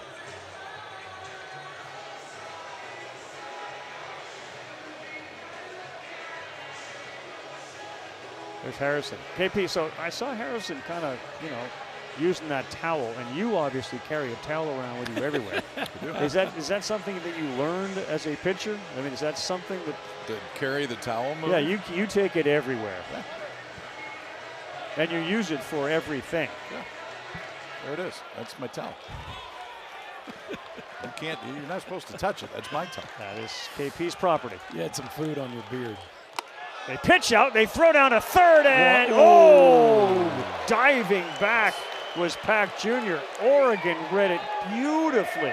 They're thinking they're going to go safety here after a meeting, and so they go pitch out. What a slide. Yeah, it was.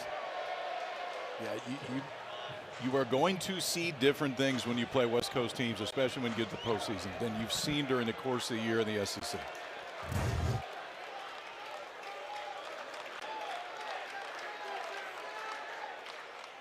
I don't know how many pitch outs I've seen this year.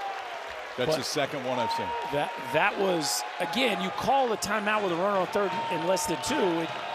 It wouldn't be shocking to get a safety, and they just went. I don't know that that's what Texas had on, but it almost worked anyway. Now it's a 3-1 count. And Rodriguez having a big night already. Swings and lifts one to fairly deep center field. The wind is pushing it. Pack will tag. He will come in. Diving into third safely is Becerra. And Adrian Rodriguez has a 4 RBI night. Half the runs, it's 8-2. Situational hitting has just been fantastic for the Longhorns. That's their second sacrifice fly. We've seen some big 2 RBI base hits. And every free base Oregon gives up seems to lead to a run. That's a career high in RBIs in the game for Rodriguez, 4 of them. And with 2 outs, Mendoza steps to the plate.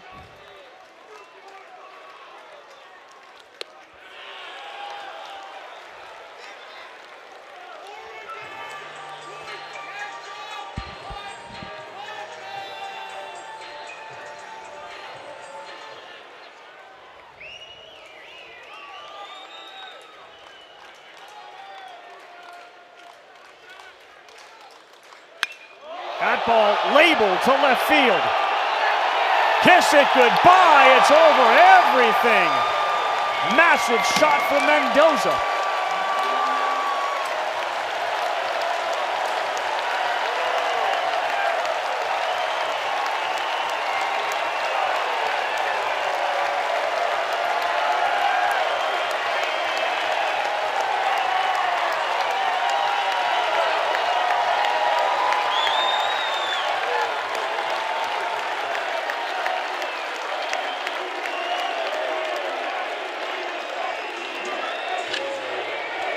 Ethan Mendoza's 10th, and it's 10-2.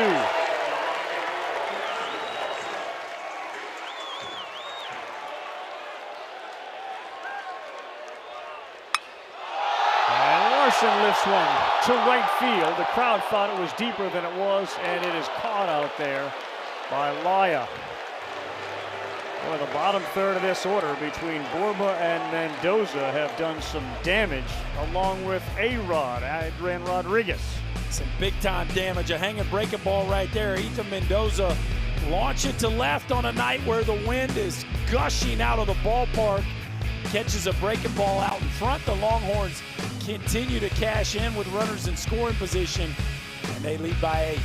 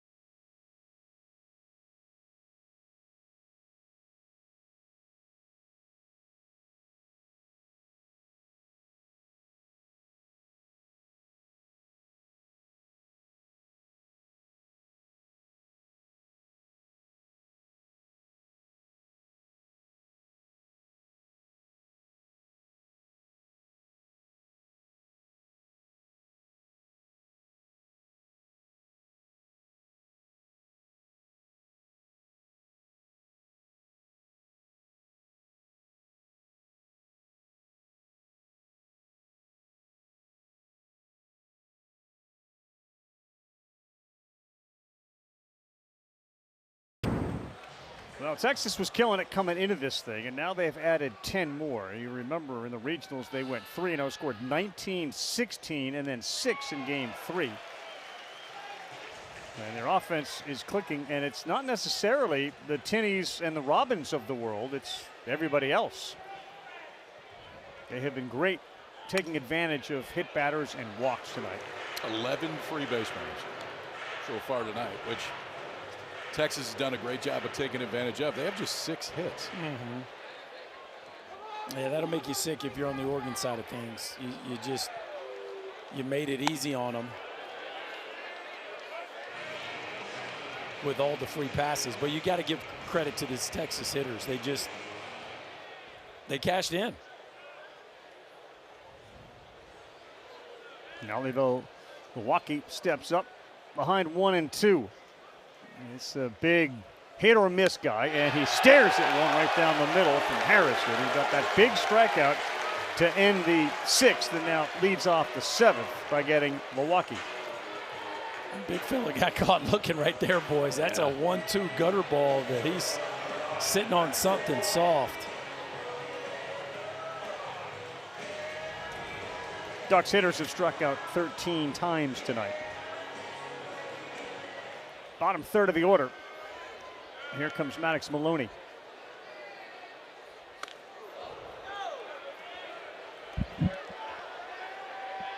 People around the country who are watching this game will wonder, all right, so you lose the top couple of overall seeds here. Who would be the favorite of the teams left when you get to Omaha? Who are they? Well, Georgia's obviously still the highest seed remaining, and when you look at the win they had today, they just have a feel of a team that's going to be, to take a Kirby Smart phrase, hard to kill. They did a lot of things wrong in that game and still figured out a way to beat an incredibly talented team. And then Ole Miss, went to number 4, Auburn's building, and beat them 2-0. And that's a team that just, they check a lot of the boxes. They have that kind of feel to them. I would put them at the top of that list, and then you'd have to go to this Texas bunch.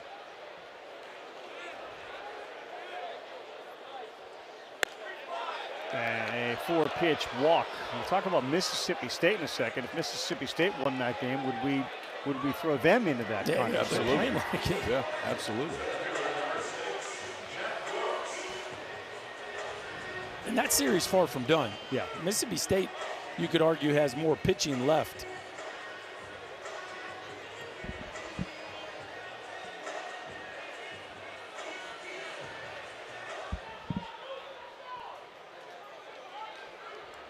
Oklahoma beat Kansas 8-1 and have a 1-game-to-none lead in that series. That's 5 straight balls here from Harrison after the big strikeout to lead the inning off.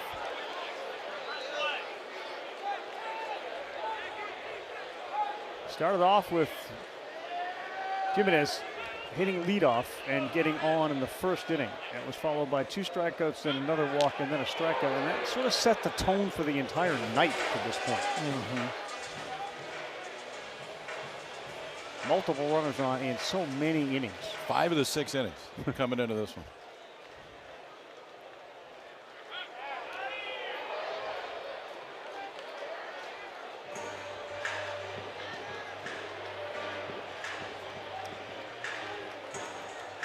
Too many Ducks left on the dreaded pond. 13 left on base. They haven't gotten a hit with anybody in scoring position. And the free bases and the hit batters, not a winning formula. I mean, literally the recipe for failure. Yeah. And Waz knows that. I mean, they haven't won 43 games by doing that on a regular basis, but just an inopportune time to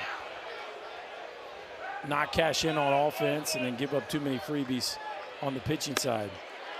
At the letters for a strike. I got an ace going tomorrow. I mean, Will Sanford's got the ability to go out and quiet an offense down. In all likelihood, it looks like they'll be facing Ruben Riojas, who appears to have his good stuff back too.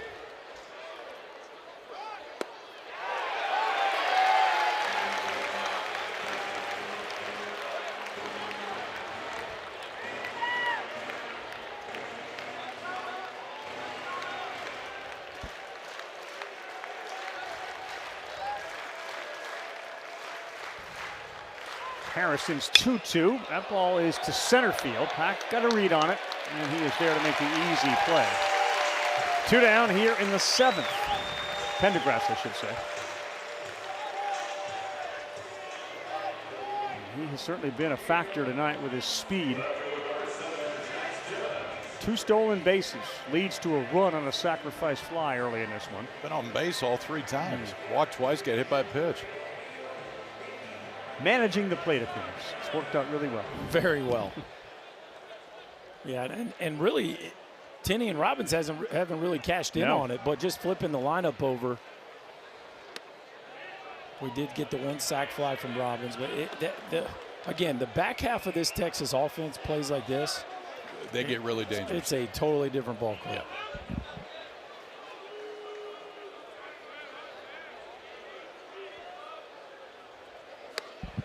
The Ash loss was the regional outcome, meaning all the runs you scored, more about the teams that you were facing or your team. Clearly, the first opponent wasn't SEC type quality when you're talking about Holy Cross in a 19-1 game. But you still have to hit the baseball. You still have to score, and this is a carryover from that series. You're double figures again. Well, and then they went nuts on Tarleton and UCSB, 2 teams that certainly have some arm talent. Oh, it's another walk, though, by a Texas pitcher. Up by 8. Harrison walks Jimenez, who's been on base 4 times tonight. He certainly has proven why they moved him up to the leadoff spot. Now they're looking for Laya, who has had a rough one. Another at bat off a lefty here, which the lefties have just spun him to death.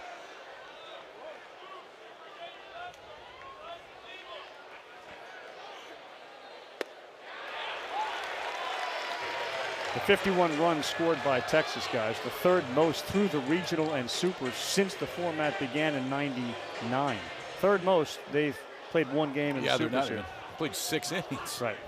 71, 2005, 53 4 years ago.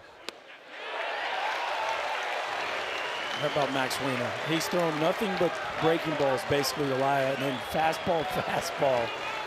And that's how you get your head spinning pretty quick. You can see the difference in the numbers, lefty versus righty for the youngster. 2 outs and an 0-2. Set up way outside is Tinney. It's exactly where he threw it, but he was too far outside to get the called 3rd strike. It's a catcher balk. Simply a warning, but that's a catcher balk right there. I mean, he nailed the glove. That's a strike. Yeah. It appeared to be. Hit hard.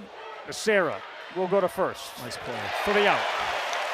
They leave 2 more on base. The count rises to 16. And Jim Schlossnagle is getting into it with a home plate ump about that missed call 3rd strike.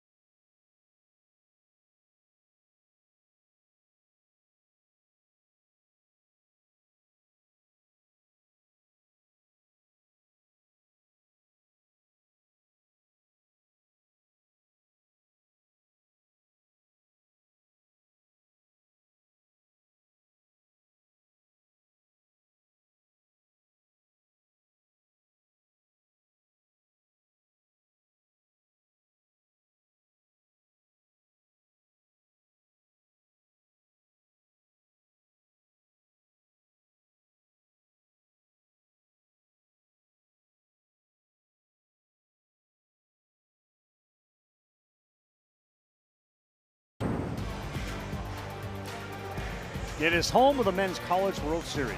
Texas ladies win the women's. Will the Texas men get there? Can they win? It starts Friday, everybody, and we'll take a look at the teams that are still battling. Alabama St. John's over on ESPN2 has passed us. They're in the bottom of the 7th. They started an hour later. They are in the same inning that we are, 6-0 in favor of Alabama. Tyler Fay cruising in that one. 7 innings, 2 hits, 8 strikeouts. A Nebraska kid trying to get home now. That's pretty cool. Alabama team that is built on their starting pitching. Casey Borba has left the building once tonight. He steps up here. We start the bottom of the 7th. Jim Schlossnagle is back on the top step, seemingly cooler than he was as we were going to break. Like a bull in a china. He was just charging. He was fired up. Yeah.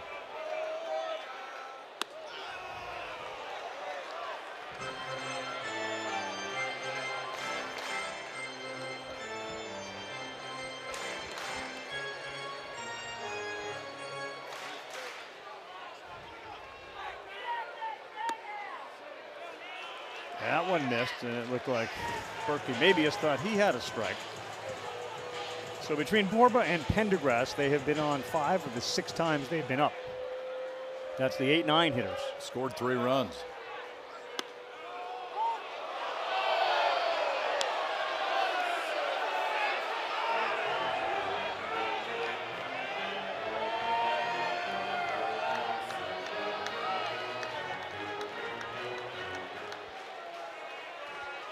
3-1.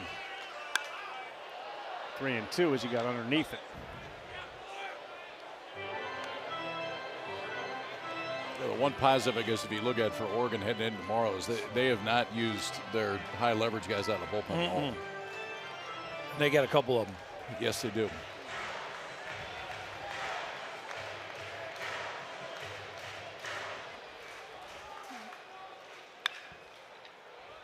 Tomorrow you can go Sanford, Bradley, Bell, and that's a combo that could change the offensive change output. The narrative. Yeah, that Texas has been on. They could definitely slow this deal down if all three of those guys pitch to their capabilities, which to this point nobody's been able to slow Texas down in the postseason just yet. 3-2. Barba chases out of the zone. He is gone. A strikeout for Clark. Reason the game lasts as long as this one, we've had 27 three-ball counts. Both teams, 27 three-ball counts. Texas, of course, is a team that is very patient at the plate, averaging over 4 pitches per plate appearance. Only Oklahoma State had more. Yeah, but I mean, you can take a patient team and spin that around if you're throwing strike one, strike two. For sure. That can switch maybe not an approach, but speed the at-bats up. And Cal Scolari just couldn't consistently do that tonight. Darian Pendergrass 3 times on and a squibber to third. He is now retired for the first time after a couple of walks and being hit by a pitch. Well, that is a ball that almost every time a left-hander hits would be a base hit, but because when he's hitting, they fear the bunt. Yes. You end up with Drew Smith in a position to make that play. All right, I'm going to say 309 total pitches thrown. Over or under that total? Over. Oh, I would say over too. 313. You both are winners. Yet again. You always copy me. Don't touch my towel. KP will use the towel. If there's some condensation on the ceiling up here, he will use it to fire the towel there to help so that everyone in the booth doesn't get wet. You're a giver. Team guy. I mean, team player. Have you seen that move before with him? Simple thank you would be fine. Just a thank you for Appreciate thinking of you. us. Yes, you're welcome. So needy. Thank you, Kyle. You can't say those things back to back. You're so needy, thank you. I just did. Pick a horse. 2-1 to Robbins. 2-2 to Robbins. Brody Walls is warming in the pen for Texas.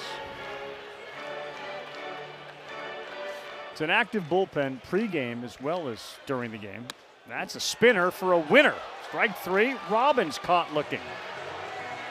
Second time he has struck out tonight. And we head to the 8th inning. Texas up by 2. 10-8 is the score. 10-2 is the score. Okay.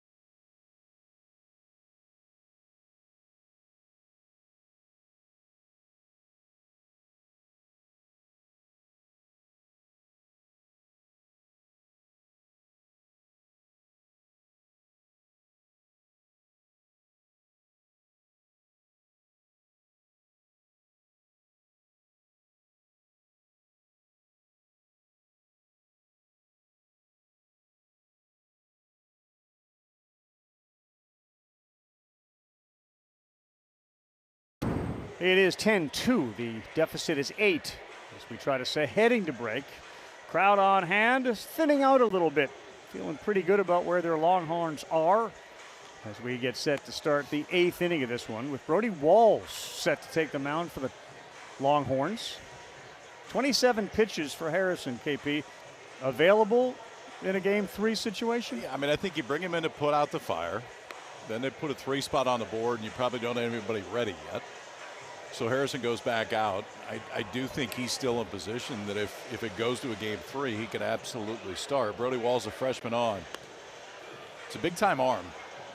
The numbers in this case are actually a little bit deceiving. What's got him this year has been the home runs. He's given up 5 home runs, but there's 22 hits allowed, 8 walks, and the swing and miss is very good for Walls. It's fastball, cutter, slider primarily, a couple changeups to lefties.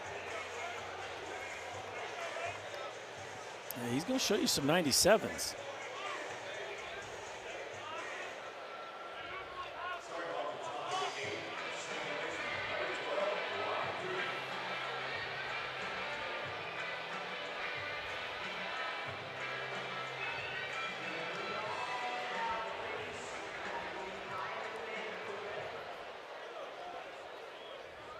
Generally see him during the midweek. A lot of Tuesday outings for him as he gets set to throw his first pitch, and that's a good one in there for a strike.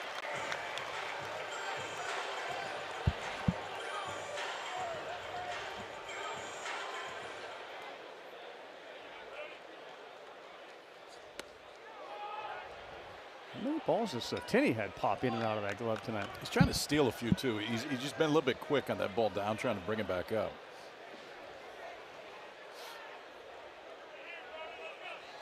Eighth inning, winner takes Game 1. About 80% of the time, the winner of Game 1 goes on to win its Super Regional.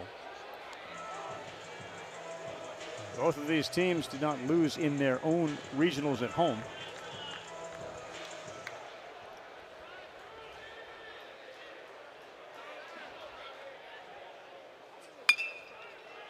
And it's fielded cleanly and will tag the runner out. Brody Walls has got one down.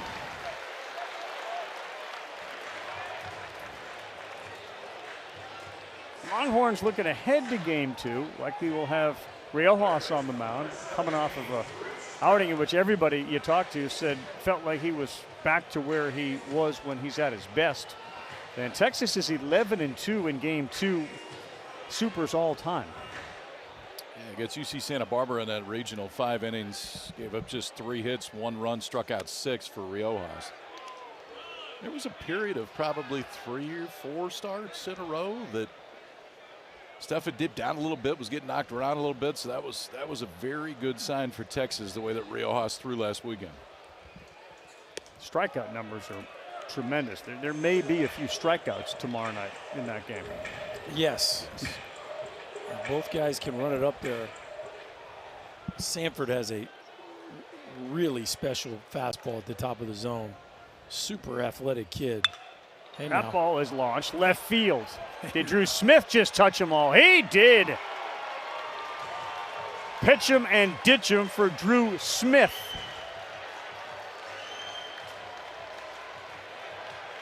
'16th long ball of the year.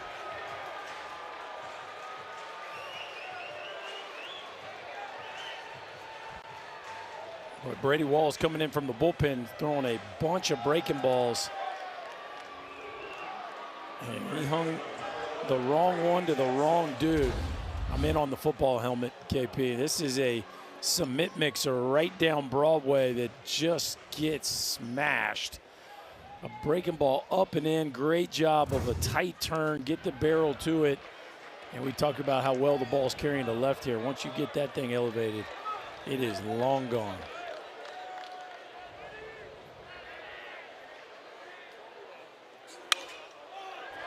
Popped up sky high. Tinney has got a beat on it. Watch out. Oh! He was not stopping and wasn't watching out for anything. He saw the baseball and went after it and just had it flop out of that glove. The wall just got in his way right there because he wasn't going to slow down for this. It's a perfect example of how much the wind is blowing again. I mean, that ball moved. That ball probably would have been in the circle had it not been for the wind. That thing made it all the way to the edge of the dugout. Tough night to catch pop-ups behind the plate for sure. So Jack gets another chance. They set up outside, and he missed location badly.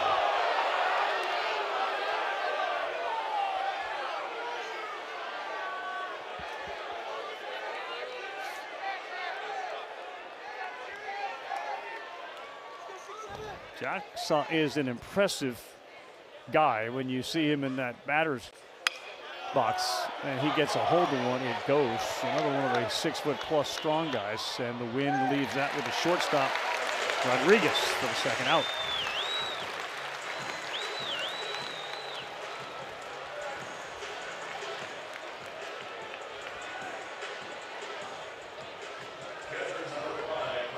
Clearly a conscious decision by Waz to bring size to Oregon.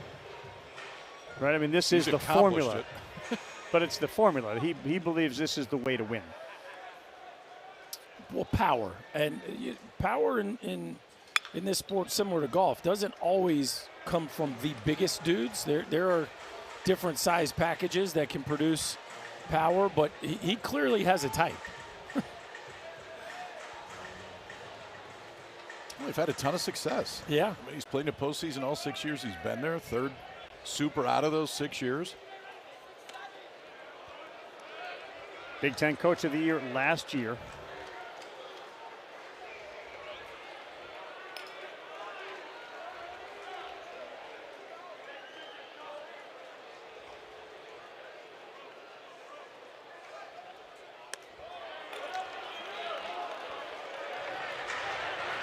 He's built a consistent winner, and it's such a big brand, right? I mean, kids, they see Oregon on TV all fall and winter playing big-time football, and he's just done a great job of bringing that level of success to the baseball program.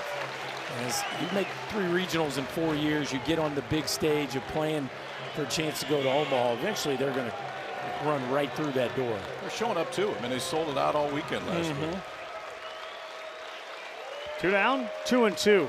Barkley Mabius. Here we go again. Tinney is able to make the catch that time, and it felt like there was no way he was going to let that drop. Challenging night for the catchers. Good night for Texas overall. They lead at 10-3. We go bottom 8.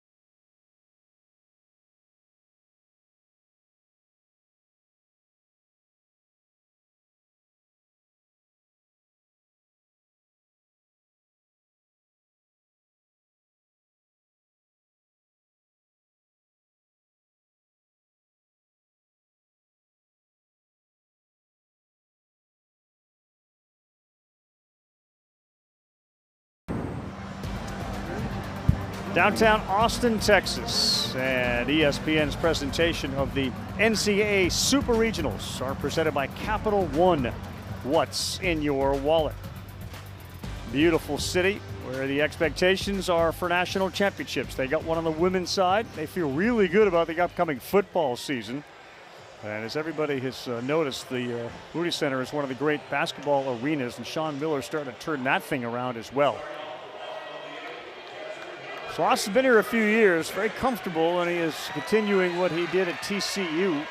He's building a very, very strong foundation for continued success. I went to Omaha 2 out of 3 times in A&M. I mean, nobody's been to Omaha any more than Sloss over the last 15 years. Tinney hard on the ground, one hopper for Smith. And Tinney at the plate. We talked about Robbins and Tinney. Robbins reached twice with walks. Tinney has not been on base. He's the only Longhorn who hasn't reached base tonight. That breaks a long streak, 34 straight games for the catcher. If you're going to break it, do it in a game where your team wins by 7. Yes, when you look up, you got 10 runs on the board.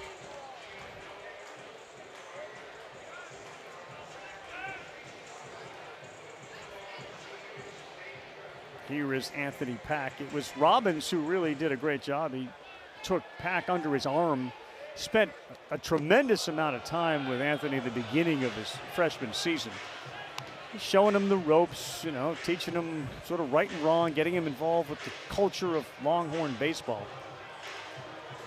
But they said about Pack when he walked in, he said a lot of freshmen will kind of always look over their shoulder at the coach to make sure they're doing things the right way. And they made it quite clear that Pack never really looked over his shoulder. And not that he was cocky or arrogant, but he just felt like he belonged, and it didn't take him long to realize I do belong and I can succeed. Great mixture of humility and belief, which is pretty deadly combo when you put it with a ton of talent. And he came in and certainly earned his stripes as a first year player, but they could tell he never doubted his ability to perform. Now, I don't think they knew he was going to be hitting third. Right. No. And I mean, basically said as much. Like we thought he'd play, but we didn't necessarily think he'd play like this. You could be looking at the National Freshman of the Year. He got another chance as he looked back to see Berkeley Mabius didn't hold on to it. Well, you've seen baseball players. He just doesn't look rushed in anything he does. No, and he's taken it's been a sped up progression, but typically great hitters, what they first do is they figure out a way to hit for average, and then the power comes. Tailing down the line, he's watching it, and that one just went foul. It stayed straighter than I thought it would. Yes. Stayed straighter than he thought it would. Yeah. But you see a progression a lot of times where a guy maybe has a great batting average, but he hits 3 to 5 homers, and then he maybe doubles that in year 2, and then maybe he gets to 15 or 20 and becomes a conference player of the year type of dude. He's almost fit the stages of that progression within one season. He hit more home runs in May than he did the other 3 months combined. That's progressing quickly. 2-2, laces one into right. 108 miles an hour off the bat. Talked about all the championships that the Longhorn sports programs have won. For the men's baseball team, 65th tournament appearance, most all time. 14th super regional, tied 3rd most all time. They've been to the World Series more than any other team and have claimed as many titles as any but 2. So this will be the 79th year of the College World Series, and they've been to 38. Yeah, just about half.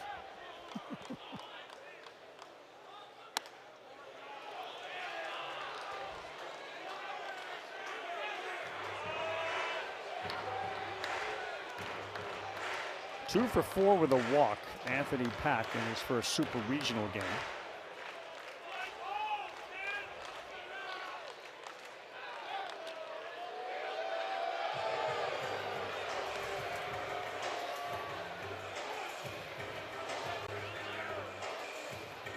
Yeah, just 2 for 4 with a walk, right? Just a ho-hum day.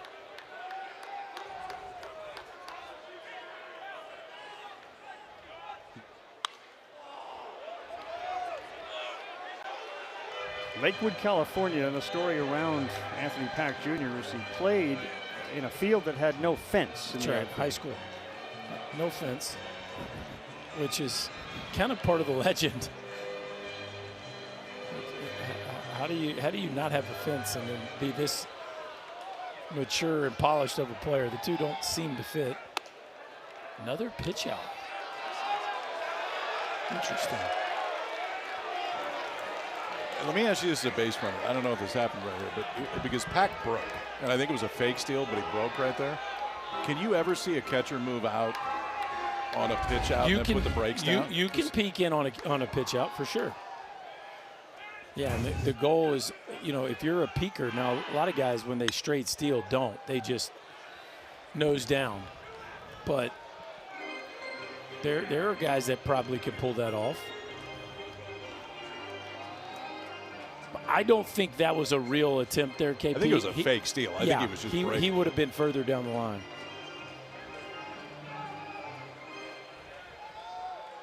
He was a Moore League Player of the Year at Millikan High School. We're talking about Pack in that field with no fence.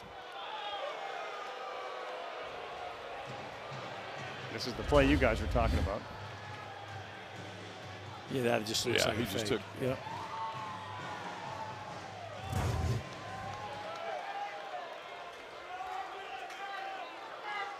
There's a lot of draft interest in Pack, but he committed to Texas, honored it, and the Longhorn fans are going to enjoy him for the next couple of years for sure. Well, again, Texas has been one of the best in the portal, but they've also produced some really good homegrown talent. We've seen two of them tonight in Volantis and Pack. Becerra, that is a fair ball, and let's watch Pack run second base. Third base, breaks are on there. Big night for Temo Becerra, his second double. And they're looking to tack on more to a 10-3 lead here in the eighth. Temo Becerra over the course of the year just kind of gradually moved up this lineup and played some short when Rodriguez was hurt. Played some third base, now playing second base, but has fit in this four-hole for what, probably the last 3 weeks? Mm-hmm. He's been a good fit. He's not going to hit you a ton of home runs, but he's shown you plenty of good at-bats tonight. He's been on base 4 out of 5 times. Yeah, had a really big series, second to last weekend of conference play against Tennessee, and from that point forward has kind of had a different vibe about him. Not all four-hole hitters are created equal, right? Dewar with Mississippi State's another guy that won't hit the ball over the wall very often, but will make contact, will get on base. Texas A&M. A&M. Yes. Yeah, you've seen a lot of teams do that in their 3 or 4 hole. If they put their highest OPS guys in 1 and 2, sometimes it makes a bunch of sense in lineup construction to put more of a high bat-to-ball contact rate guy in that 3-4 hole.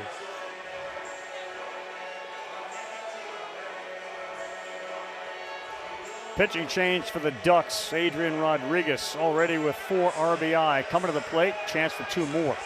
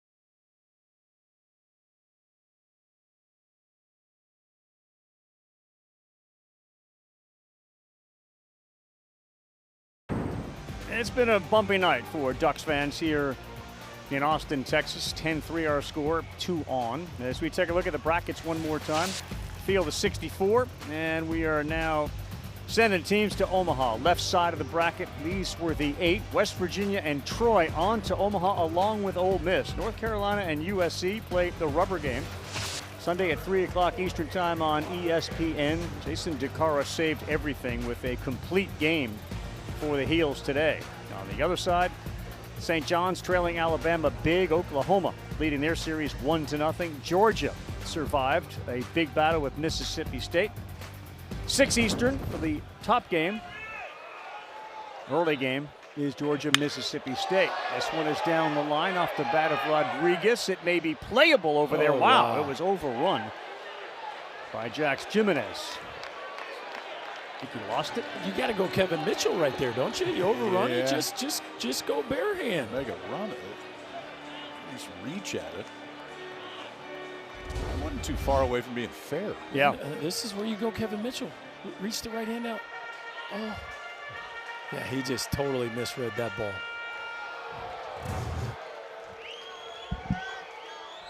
Second and third for the Longhorns, and it missed off. Not too many plays that are never been duplicated. The Mitchell play probably won't. Never. Yeah. No, I don't think that wasn't really intended in the beginning of the. His first Correct. move wasn't to think, I'm going to barehand this. Just casually barehand a fly ball about 320 feet from home. Center field. KP, Michael Mechna gets the job done. The fly out to left. Both runners advance. He gets the out. He'll take a run to make it 11. What do you got on Michael Mechna? Oh, Omaha kid, man. Elkhorn South High School. Come on. What else? I went to school with his dad. Is that went right? to high school with his dad. Yeah. Small world. Probably got some stories.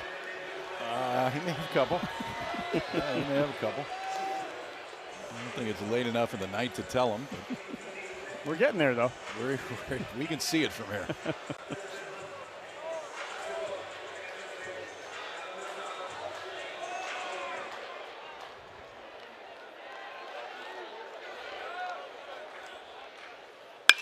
And Mendoza swings hard.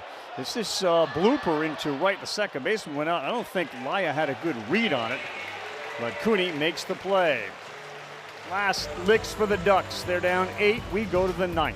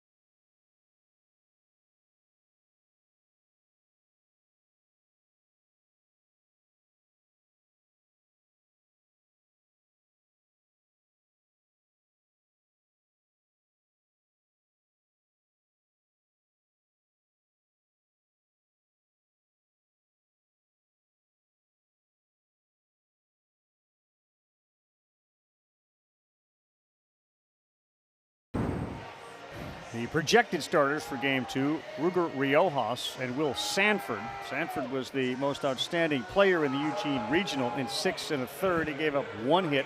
He struck out 14. And you can see the incredible strikeout to walk numbers on the left-hand side on the bottom, 106 and 15. And by the way, old school, a little Dennis Eckersley look there for The Ruger. look, yeah. Big time flow coming out of that back.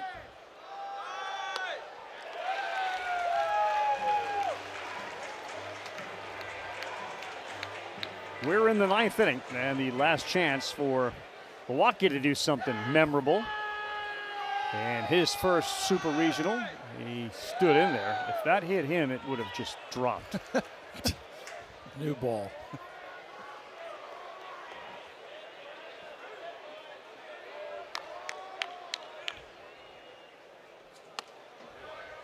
Milwaukee was a fun deep dive this week prepping for this series. As elite as there is really in the country in exit velocities, and also right at the top of the sport in miss percentage and chase percentage. I mean, it is like the classic power profile. It's 7 walks and 55 strikeouts on the year. But if he gets it, look out.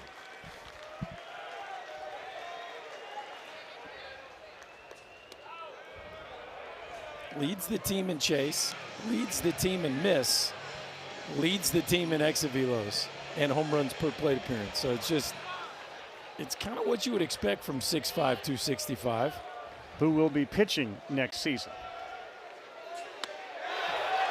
Called strike 3. Milwaukee was walking to first, and now he's walking to his dugout. It feels like they've caught him guessing a few times. Last 2 times, it's been the same thing. They got him looking for spin and just pumped a fastball over. Last 3 plate appearances, he has struck out. 14 strikeouts for the Ducks hitters tonight.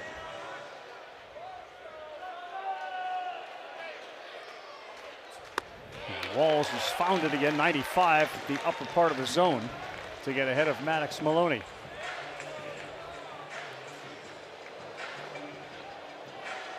Walls gives you a look of a kid that could find himself in this rotation next year. And just the fact that they trusted him, I know it's an 8-run lead, but they trusted him to come in this ballgame to get him this experience. As you said, was used highly on Tuesdays this year, which oftentimes is a precursor to getting your opportunity on the weekend. And thanks for sure at Texas. Nothing is handed to you. They are going to bring in premium high schoolers. They're going to get into the portal. Well, I think it's all the more impressive what Valanis did last year. Mm-hmm. I mean, it ends up their closer and wasn't a 3-out closer, but had he was one of the best back-end bullpen guys in the country as a freshman.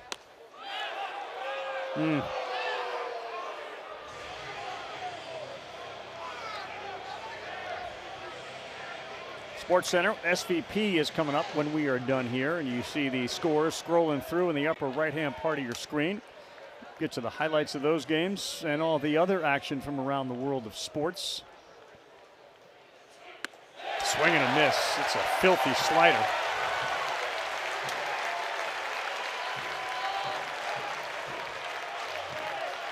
And down to their last out. We'll be on at 9 p.m. Eastern time tomorrow night for Game 2 of this series. And assuming there's not the most miraculous comeback of all time, the Longhorns will have a chance to punch a ticket to Omaha.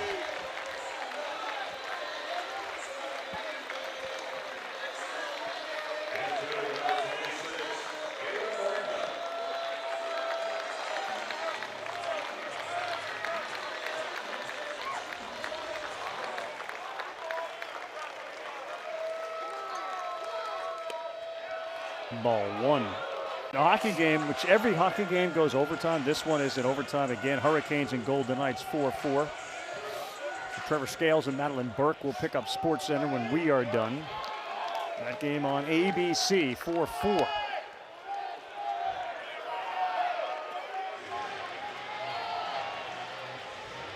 Gabe Miranda, KP, this was your pick to click pregame right here. This is my pinch hit pick to click.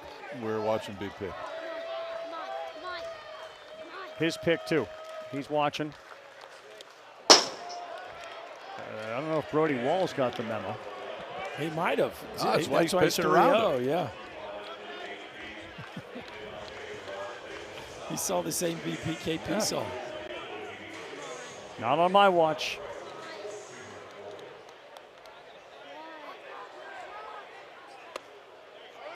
See? Great call again. My ability to scout.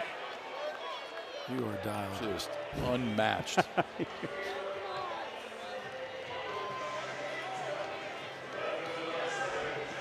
Roll Tide, an 8-0 win over St. John's. Tide go to 1-0.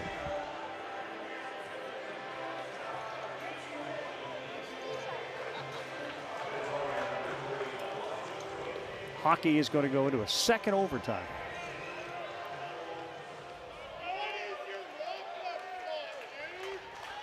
They struck out 9 in that game and went into the 8th inning. Jax Jimenez.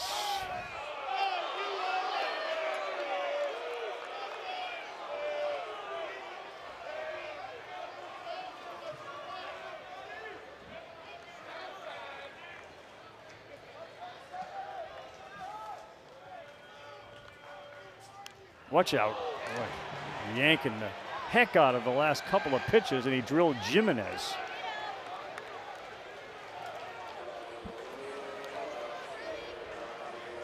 I don't think Schloss wants to go back to the pin here. No. I'm certain that he doesn't, Yes. actually.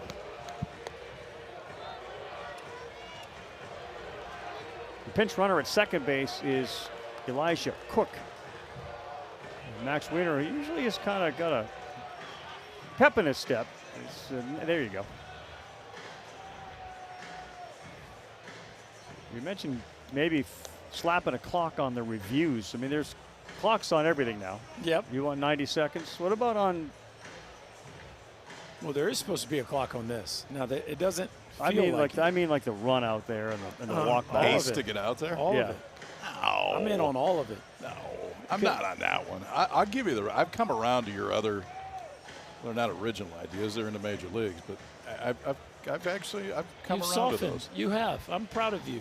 How do you But think you can't- Sully? you can't how do you tell think a pitch Sully. he goes. Yeah. How do you think Sully? How do you think Bruce Bochy would have felt if they put a clock on him walking out to the mound? He told somebody they were number one. That's what he'd have done because it Kyle, you actually can. You can do that. can do what? You can put a clock on it. You can. I don't want to. Okay. Well, you said you can't. We shouldn't. Angel Laya with 2 on.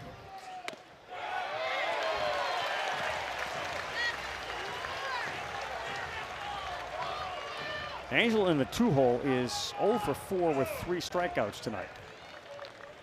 High do factor here. he's got a righty too, which means he's super dangerous. I know.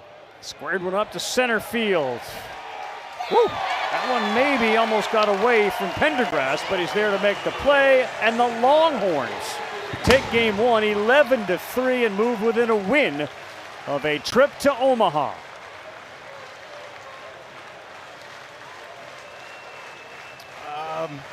Probably not the one that we thought, but I think a lot just because of Oregon's inability to throw strikes. It changed the entire game, and then their inability to get a big hit. If either one of those things happened, the game's totally different, but both of them happened, and that means you're probably not going to beat a team from Texas. On paper, Texas was the favorite tonight because they had Dylan Volantis going. Yes. I would say on paper, you could argue that Oregon's got the better dude going on the mound. So it'll be interesting to see if that holds form.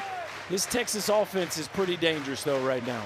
It is. Lack of execution for Oregon, as KP put it, but 17 left on base is the most left on base in an NCAA tournament game in the last 3 years. Right side of the bracket, Kansas-Oklahoma game 2 Sunday at 6 on ESPN. Alabama-St. John's. Alabama's got a 1-0 lead. Georgia-Mississippi State kick things off tomorrow at noon Eastern on ESPN. With Chris Burke and Kyle Peterson, I'm Carl Ravitch for our entire crew, including our producer, Bill Palladino, and our director, Jeff Evers. I'm Carl Ravitch saying so long. Texas a winner in game 1, 11-3, and SportsCenter is up.